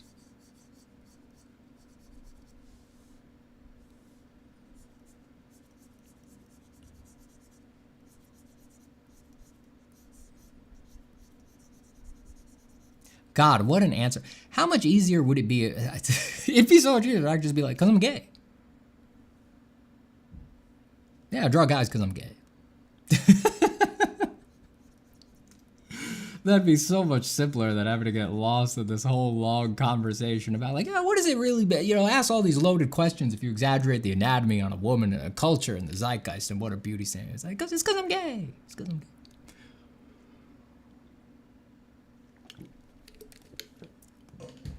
Big envy for the gay artists who have been some of the best. I mean, fuck, Leyendecker, probably Michelangelo was gay. Like, damn, they had it down. Sargent might have been gay. It was probably her.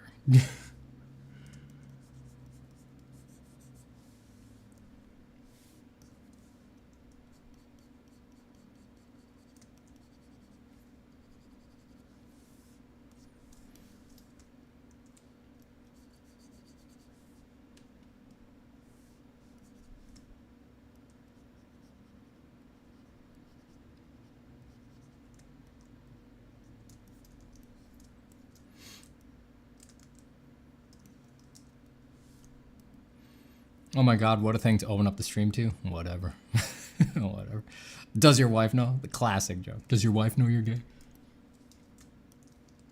Oh yeah, what's his name? LOL.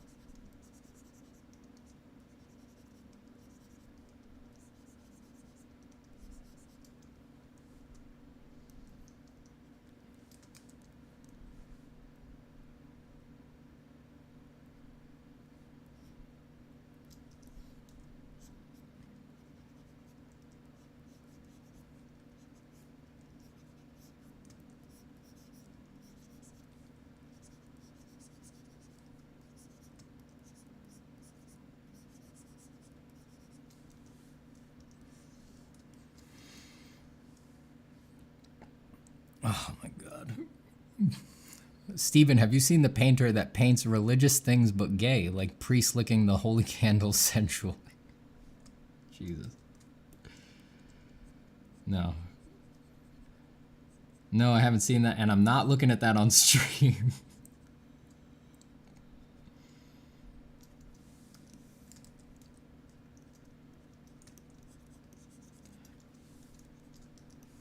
My mother, dyed-in-the-wool Catholic, will be crossing herself right now. She's probably listening right now. She's going, ay, Dios mío. Ay, qué pecado.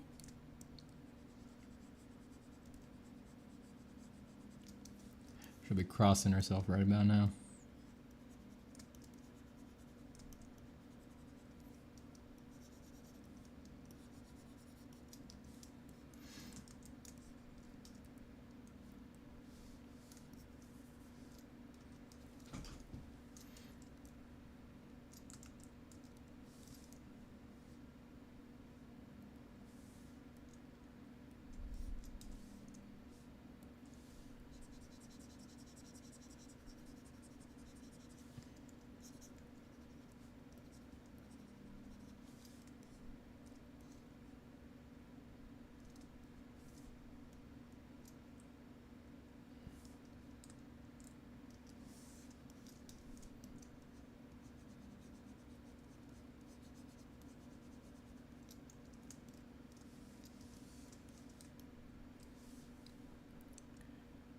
Woo. Hey, Aus Art Hole.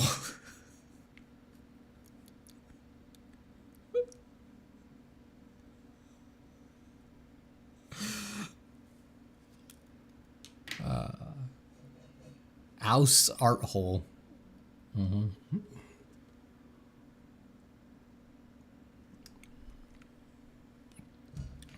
Happy to have you here.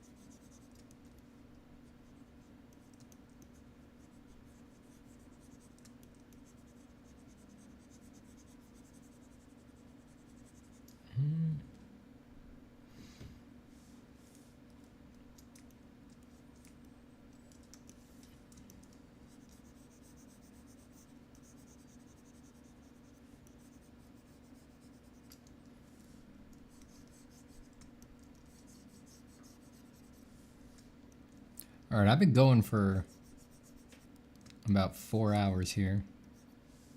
I'm starting to get hungry, so I'm gonna start thinking about getting off here. Easy. Calm down. All right. Get your head out of the gutter. I said the magic word and now everybody's head is in the gutter. All right. I'm just thinking about finishing up. Stop. Easy now. Easy, tiger.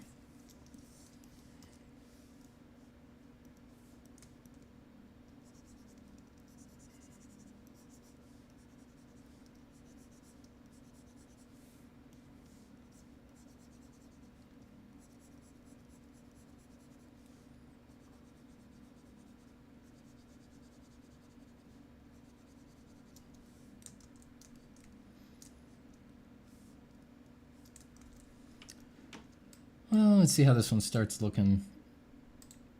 Once I start gradient mapping it.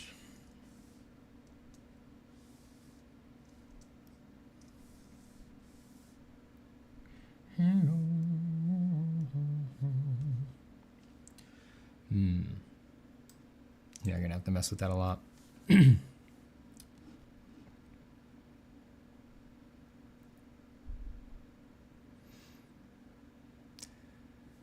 Matt says, but for real.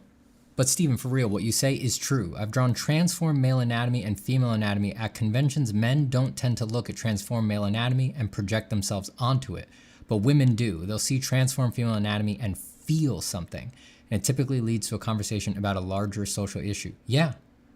Amen, brother. I mean, I think that, I don't know, I think anybody who deals in non-traditional depictions of figures and forms, at some point, you're going to have an encounter with that. And if it's like, if those social issues are one of the direct interests of your art, it's like, that's perfect. It's like, lean into it and do more with it, you know, use it to your advantage. And I think probably that would be a good thing, like for career, let's say, and things like that, and making a connection with the audience. Just for me personally, those social questions were never really my focus. So it made more sense for me to step back from what was producing them. You know, I wasn't that interested in grappling with those particular issues. You know, it's like I don't know. I'm like one step behind. I'm like, forget about identifying with one thing or the other. It's like, I'm more interested in like identifying with the body at all, you know? So those things to me sort of, they muddy the waters, you know? They muddy the waters. I might change my mind about all that. That's definitely something that could change, but yeah. I just find focusing on men really, no one asks those questions. No one has those questions about men, you know? About transforming men, transmuting them, breaking them. It's really weird.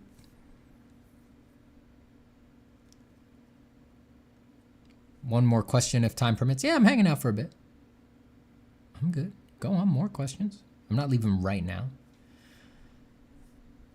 Steven, draw the Crow Man pregnant. Oh, God. I have to leave to you. I've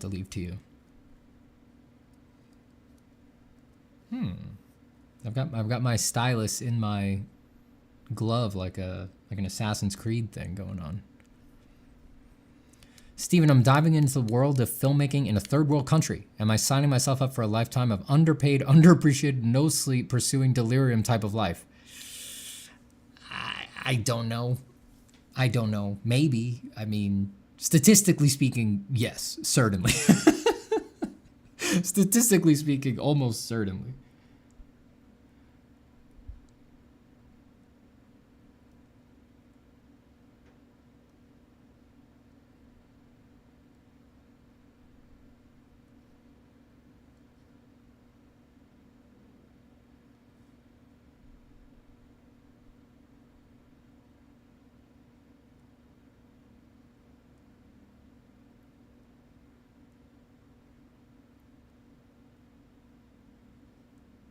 Oops.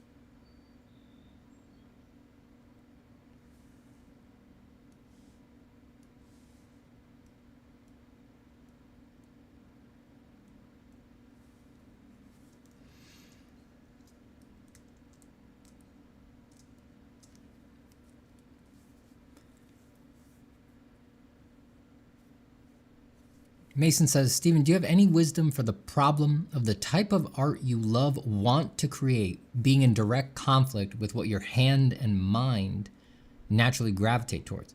Like, I adore more cartoony art styles, but my natural self gravitates towards drawing realism with advanced rendering and shading and stuff.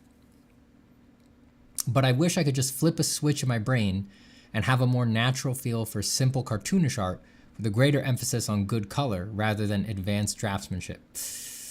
It's tough. That is tough. That's a tough situation to be in.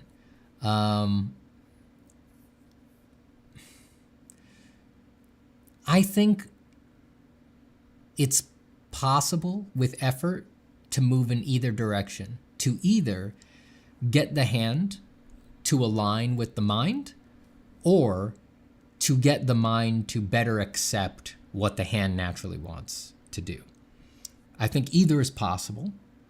On either path, you got to make sure that you're prioritizing what's actually producing joy. So the question, the assessment in your situation would be, what is more joyful? The cartoony end product that you feel aligns with what you really want to do? Does the satisfaction, the joy, the excitement, the exhilaration of that cartoony end product outweigh the frustration that you feel of your hand never having a peaceful moment, of every stroke that it puts down is sort of done from a place of resistance because it's going against its natural tendencies? You have to really assess which is it, which is more powerful, that satisfaction or that resistance. And on the flip side, if you go with your hand, how dissatisfied are you actually with the end results of what your hand naturally produces? You've got to draw the line in your own heart. You have to be the one to decide. I will say, in my opinion, and this is just my opinion, and it's biased, but I would be inclined to favor what the hand wants to do. The cartoony art styles, like adoring them, it's like, I'm not trying to belittle what you like or anything like that, but it's taste, and tastes change. What you love now, the content, the style, it's like, ask yourself why you love it, right? Like, do you love it because that style is associated with stories that you love? Because you can tell a story a different way. A story is not trapped in any particular style, or it's the rare story that is trapped in a particular style.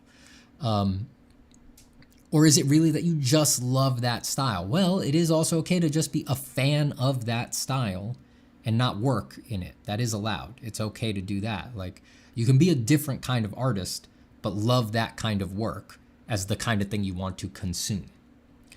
But you can leave room for you and for yourself to work in a completely different way that brings you more experiential, bodily joy, moment to moment.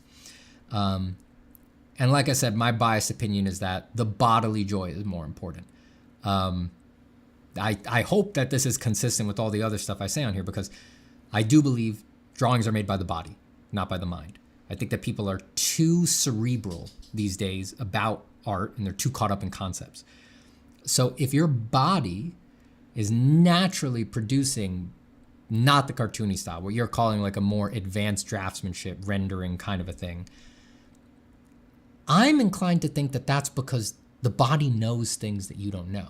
It's interested in those things for a reason. There's something the body, and maybe this sounds weird if you haven't heard me talk a lot, but people who've heard me talk a lot will not be so thrown out of left field when I say the body is trying to philosophically contemplate something about form. The body is trying to philosophically grapple with a truth that it feels is hidden within the advanced draftsmanship, within the realism, within the producing of an illusion. And again, for my money, the body, which is to me, it's 98% of the art, and not the fucking linguistic cognitive concepts that flow in and out of our heads while we work. The body is so much more important that I believe its preferences and opinions should be prioritized over I don't trust thoughts. What are they? They're less than air. You can't even say they're dust. What on earth are they? What the fuck are thoughts? It's like, at least air I could feel. It's like, a thought is less than that. A thought is less than my breath moving in and out. It's like the most gossamer thin, insubstantial fucking nothing. And we think it's us and that it decides what we need to do and it decides our preferences. And, we have these outsized reactions. Like you're saying, like, it's creating this dissonance, this conflict between your hand and your thoughts. And again, this is my biased opinion. Feel free to push against me, but I'm like, I would much rather do what the body does. I would much rather go with what the body wants to do than with what the thoughts want to do. The thoughts, they can't cash out on goddamn anything. They can't. They just lead us astray, confuse us, take us down wrong roads, betray us, start being mean to us, ruin our self-esteem, ruin our confidence, make us envious, make us hurt our families, people we love. It's like they're the betrayers, What the hand wants to do is this impossible sculpture carved in ratios of muscle bellies to muscle tendons. Like none of this is accidental, right? Muscle memory belittles it, makes it seem like something small. It's like, I can only produce the things that I am capable of producing, the things that come out, because literally everything about it, and I just holding up my hand, but it's like my calf is involved even, right? Everything about the structure of the body of light allows that to happen. And God help you when you realize that it's happening automatically, that you don't need to think your way through it, that the body really does do the drawings. It's like, this is not to be taken lightly. This is no mere thing. And again, it's the whole body. If you need proof of that, just stand up right now and just lift your right arm in front of you and notice that when you do that, you will feel a sensation in your calf on your left leg.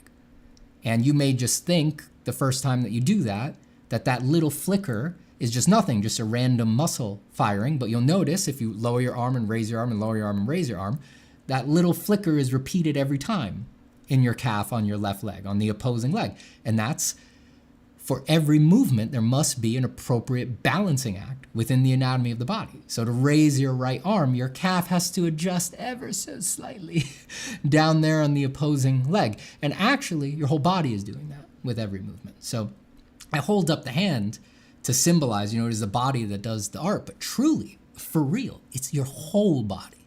It does every little thing in the process. It does every little thing in the process. So for me, I'd go with what the body wants to do, with what the hand wants to do. That's my preference. But everybody's on their own journey.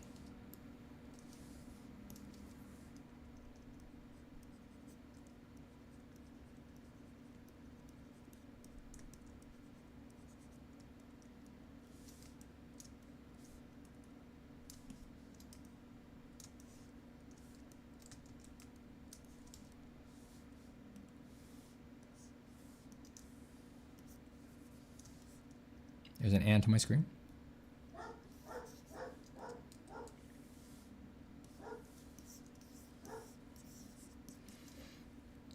What the hell? I never noticed that. The thing with the calf and the hand. Yes, of course you never noticed that because nobody asks you to notice. Because the world is caught up in the wrong things. Because nobody ever asks you. No one ever tells you to invest a considerable amount of your time just observing what it is to be alive, right? I talk about this a lot on here, I know, but it's like no one ever asks you to pay attention while you're moving. No one ever asks you to do that. And here you're experiencing like, oh, there's actually a useful insight to be gained from such attention, right? It's like there's so many more. Like it really is an important, useful thing to do. And no one's asking you to do that. Everyone's too busy asking you the horseshit that's depressing you. Everyone's asking you to, you're asking yourself to focus on all your goddamn problems and, you have to get the career that your friend has because or else he's better than you. All this fucking crap that we're all wasting our time with, right? It's like, what have we done? What have we done? Like, there is so much to learn from just move your body and feel what actually happens, right? That's why whenever I'm talking on the spiritual side, I often say that one of the beautiful things about anatomy is that for an artist, learning anatomy is the equivalent of the Buddhist charnel ground contemplations, right? It's like the charnel ground contemplations, that is to say meditating in a charnel ground. There's no access to a charnel ground in most places anymore, but meditating in a charnel ground is a focus for deconstructing and reflecting on the nature of the body and how we relate to it as experience. Again, it's very few people who have a realistic way to do that anymore, but learning anatomy as an artist is a charnel ground contemplation. It changes your life to learn, not conceptually, but to learn in your bones, to know inside out, such to the point that you can craft it from imagination, to learn the mechanics of the body. Once you do that, you can no longer forget, I have a structure. I have a terribly specific structure. Again, to say these words means nothing. To live the insight that you have a terribly specific structure will change your life and reduce stress and clarify things and make it easier to do the things that you want to do. And yes, that links with what I said. Just observe what it actually is to move and to be and to take action in the world and lifting the arm, feeling the left leg. Oh, it was actually my whole body doing even the simplest movements, right? Okay, so it's the whole body that does art, freedom, spiritual ecstasy. Art is fun, so you'll actually do it, blah, blah, blah, blah, blah. It's all fucking linked, right? But you can link even more things with that, right? It's like, notice, yes, that the whole body does every little action, right? That every little movement of the fingers actually has a balancing act going on everywhere. You just have to feel it. No one told you to stop and feel it. It's like you can just move your finger, you feel stuff happening in your body, and you do it once, you think, oh, it was random. You do it again, repeat. It's like, oh, it's the same things every time. It is actually terribly specific, highly mechanized. You can add in, how do I move the finger? What is the volitional activity of moving the finger? Inspect that. So you include the mental things as well. Insight, art, happiness. Back to something that we spoke about in the stream. You can actually improve at experiencing joy. One of the aspects of that is getting out of the way the crap that is distracting you from experiencing joy. And the insights do that. The insights erode the myths. They erode the myths. The myths create our intuitions. The myths are underneath our intuitions. They're before concept, they're before emotion. Intuitions drive emotion. You have a particular emotional reactions to particular things that happen, not all, there's certain just primal evolutionary things, but the complex emotions that we experience in the modern era are driven by axiomatic, uninspected assumptions that come from our intuitions, and the intuitions are structured by myths. Insights erode the myths and allow you to Indiana Jones style swap in a new myth of your own choosing before the whole temple comes crumbling down. And that is an erratic and manic explanation of the path of the spiritual journey that art will take you on. And now I'm very hungry, so I will probably leave it at that. But you guys get me all worked up. You get me all just. Oh my God, oh God, we need to leave the bullshit behind. People are wasting their time. People are wasting so much time.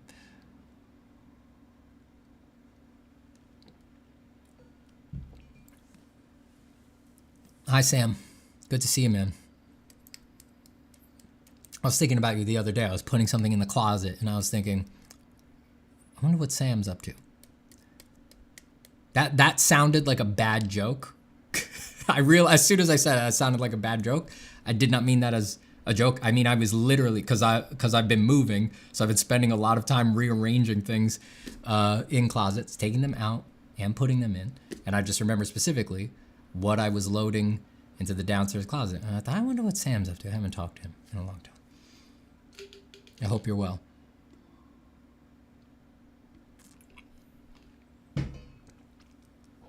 I know. Yeah, the closet. As soon as it came out of my mouth, I was like, the actual factual moment where I noticed that, where I thought about Sam, was literally, it just brutal.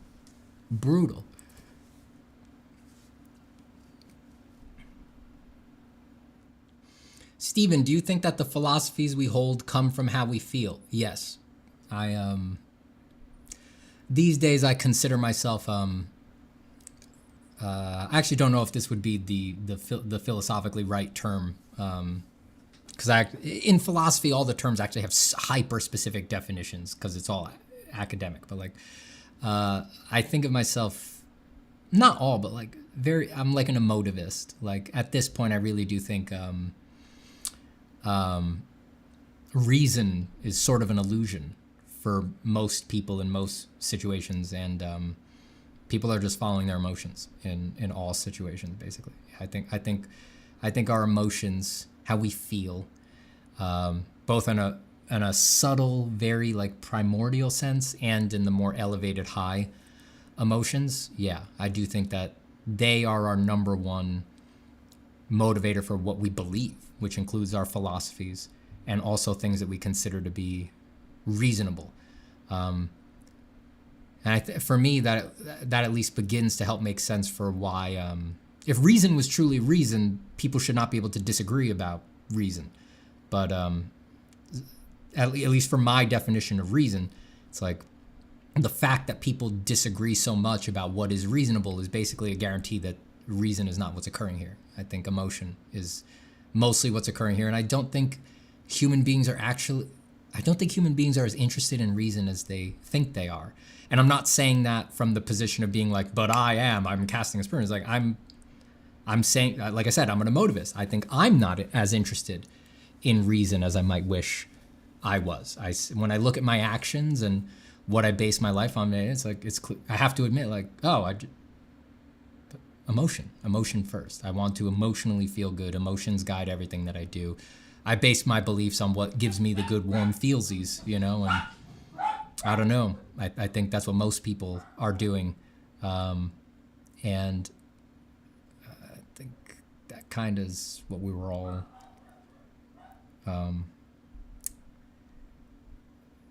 to me, it makes more sense that that's what we are structured for, It's weird to think that, it's weird to think that our meat sacks would have evolved through natural selection for reason.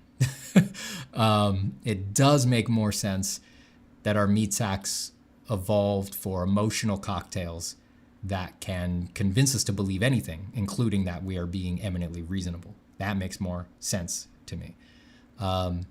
If reason is robust in any, like, robust with a capital R, if reason really is powerful, I kind of go with Aquinas there. I'm just like, that, to me, that almost be proof of God. It's like, it seems so highly unlikely that reason would obtain in the universe that we find ourselves in. And that these particular beings would have any noticeable or significant access to it, that it's like something stranger must be going on if that's the case, What were we talking about? What were we talking about?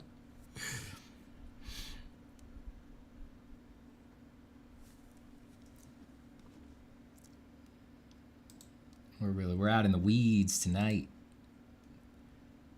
I think I see a lot of lawbreakers out here tonight.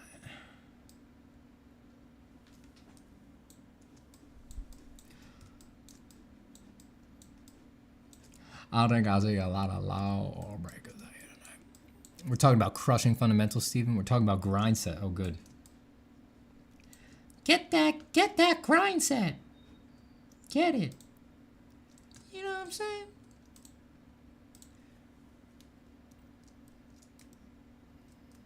What do you think of analytical philosophy and attempts to formalize reason on that note? I don't know enough about analytical philosophy, I think, to give a real, like, statement on that. It's like, yes, clearly clearly people have made progress in that lens, right? Like, when you say analytical philosophy, I'm thinking of like the kinds of things that, it's an academic philosophical paper with, it goes deeper than syllogisms. It's like if this, then that, and all that. It's like, or I'm thinking of like, the classic example that they give of like the formula for knowledge. It's like if it's like A and B are subjects, and it's like phi is their knowledge, or K is their knowledge, and then phi is the first thing you know, second thing they know, and then you can do like literal math formulas for like what they believe and what they know, and also you can then do like that they know that something is true, like that. When you say analytical philosophy, that's what I'm thinking of, right? Like, and that's all good and it maps, but I do think that's something a little different than reason. It feels like a way to structure reason, but when I'm talking about reason here, I mean almost on the level of like a reasonable, like a strongly reasoned position is one that if you were to explain it to someone, like no matter how hard they tried, they'd have to believe it, right? It's like, no, this is math, so it's different, but it's like a person can't convince themselves that 2 + 2 is 5, right? They can't. I don't think it's possible, right? Like you from the case presented that 2 + 2 is 4, right? And you can hold 4 oranges and be like, well, there's 2, that's 4. Yeah. It's like, I think a real reasoned argument is like that. It would do that, right? And those are vanishingly few, it turns out, it seems. So I don't think that reason on that level is really explanatory for a lot of what's going on interpersonally and what's going on in the world. I don't find reason very. I'm separating it out from science, right? Like, obviously science works, right? We have the spaceship is up there, right? We can launch the rocket, but reason is not seeming as robust as you would hope it would be. And yeah, analytical philosophy, I just don't know enough about it. It's certainly nobody's living their lives based on analytical philosophy, right? There's people who claim reason is how they lead their lives, but that I think that's mostly an illusion when people say that.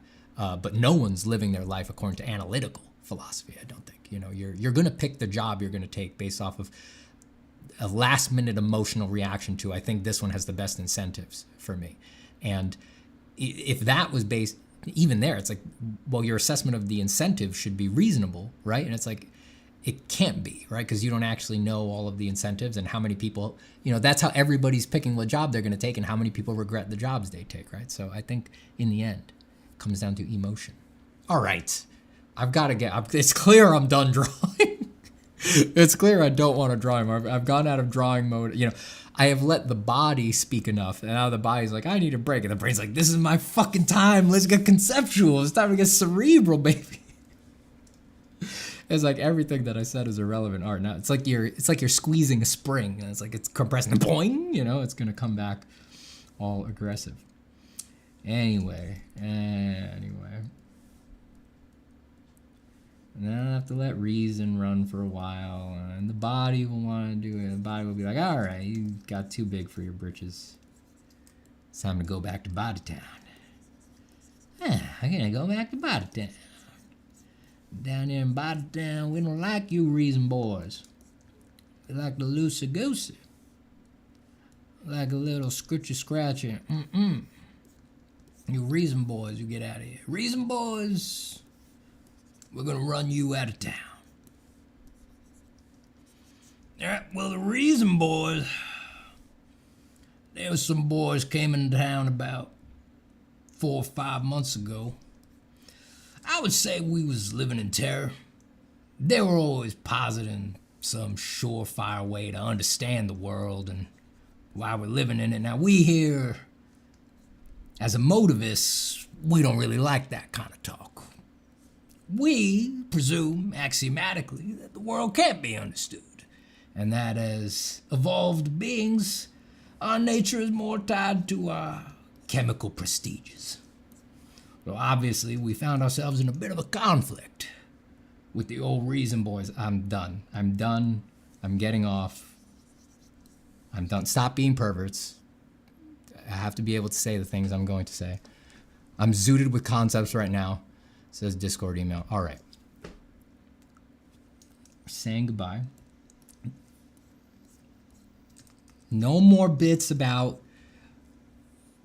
reason and emotivism cohabitating in some sort of metaphysical Wild West where there's villages of emotivism and then reason comes into town on a horse and causes problems, and then some Clint Eastwood style anti-hero needs to face them down and run them out of Emotivist Town. None of that. No more of those bits. We're not doing that anymore. We're going to sign off.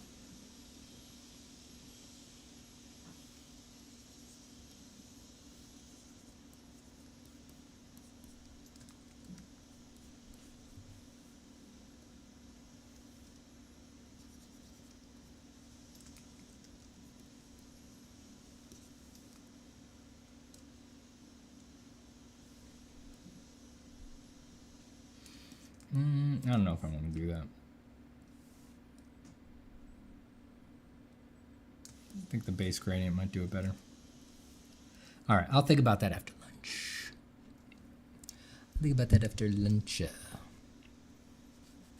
Have you ever heard of Lacanian psychoanalysis, Stephen? No, I haven't.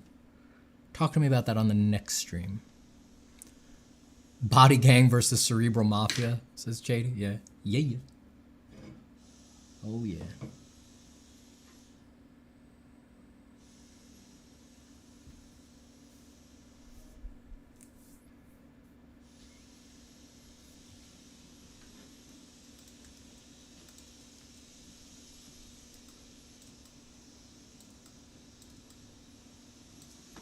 All right, everybody. I want to say goodbye to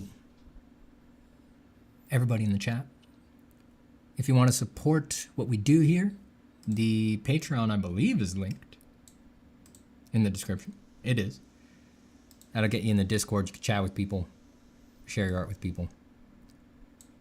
We've brought up the Discord a few times in here, but you can see it's all good people, very similar-minded. If you're looking for a little community, consider joining the Patreon to support. If you want to support even more bigly wise, and you also want feedback on things, there's things like Form for Imagination, my drawing course, and or at least if you get the feedback version of that, then there's feedback. And what else?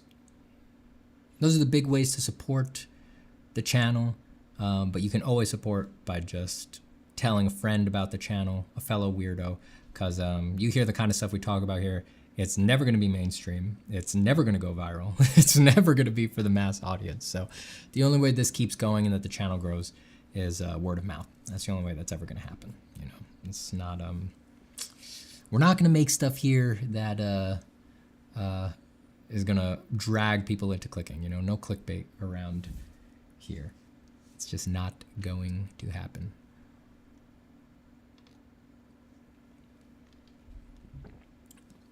I want to say goodbye to Pixel Art Journey, Magic Bones, Darude117, who says, "Why is everyone ignoring me? Did I just ignore you? You just got not ignored. You just got not ignored." Darude117, boom. Now you look crazy. Now you're being gaslit. Brian Antonio, goodbye. Goodbye, Sam Lamb, the precious Sam Lamb. Goodbye, OKM. Goodbye to Renyi. Goodbye to Pixel Art Journey. Wait, I think I already got Pixel Art Journey.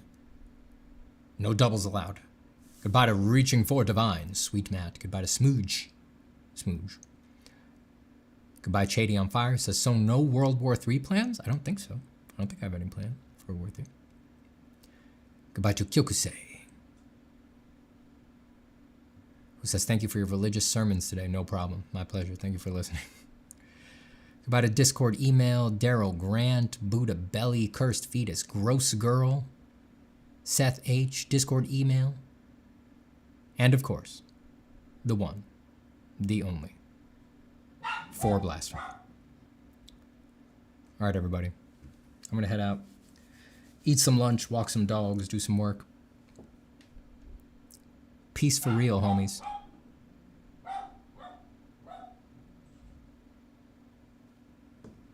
Goodbye, Stevla LeBlanc. Goodbye, He.Design. Goodbye, Hafu. Oniuragraphist. Oniuragraphist. Safi, Seth H. Bye, everybody. Thanks for hanging out.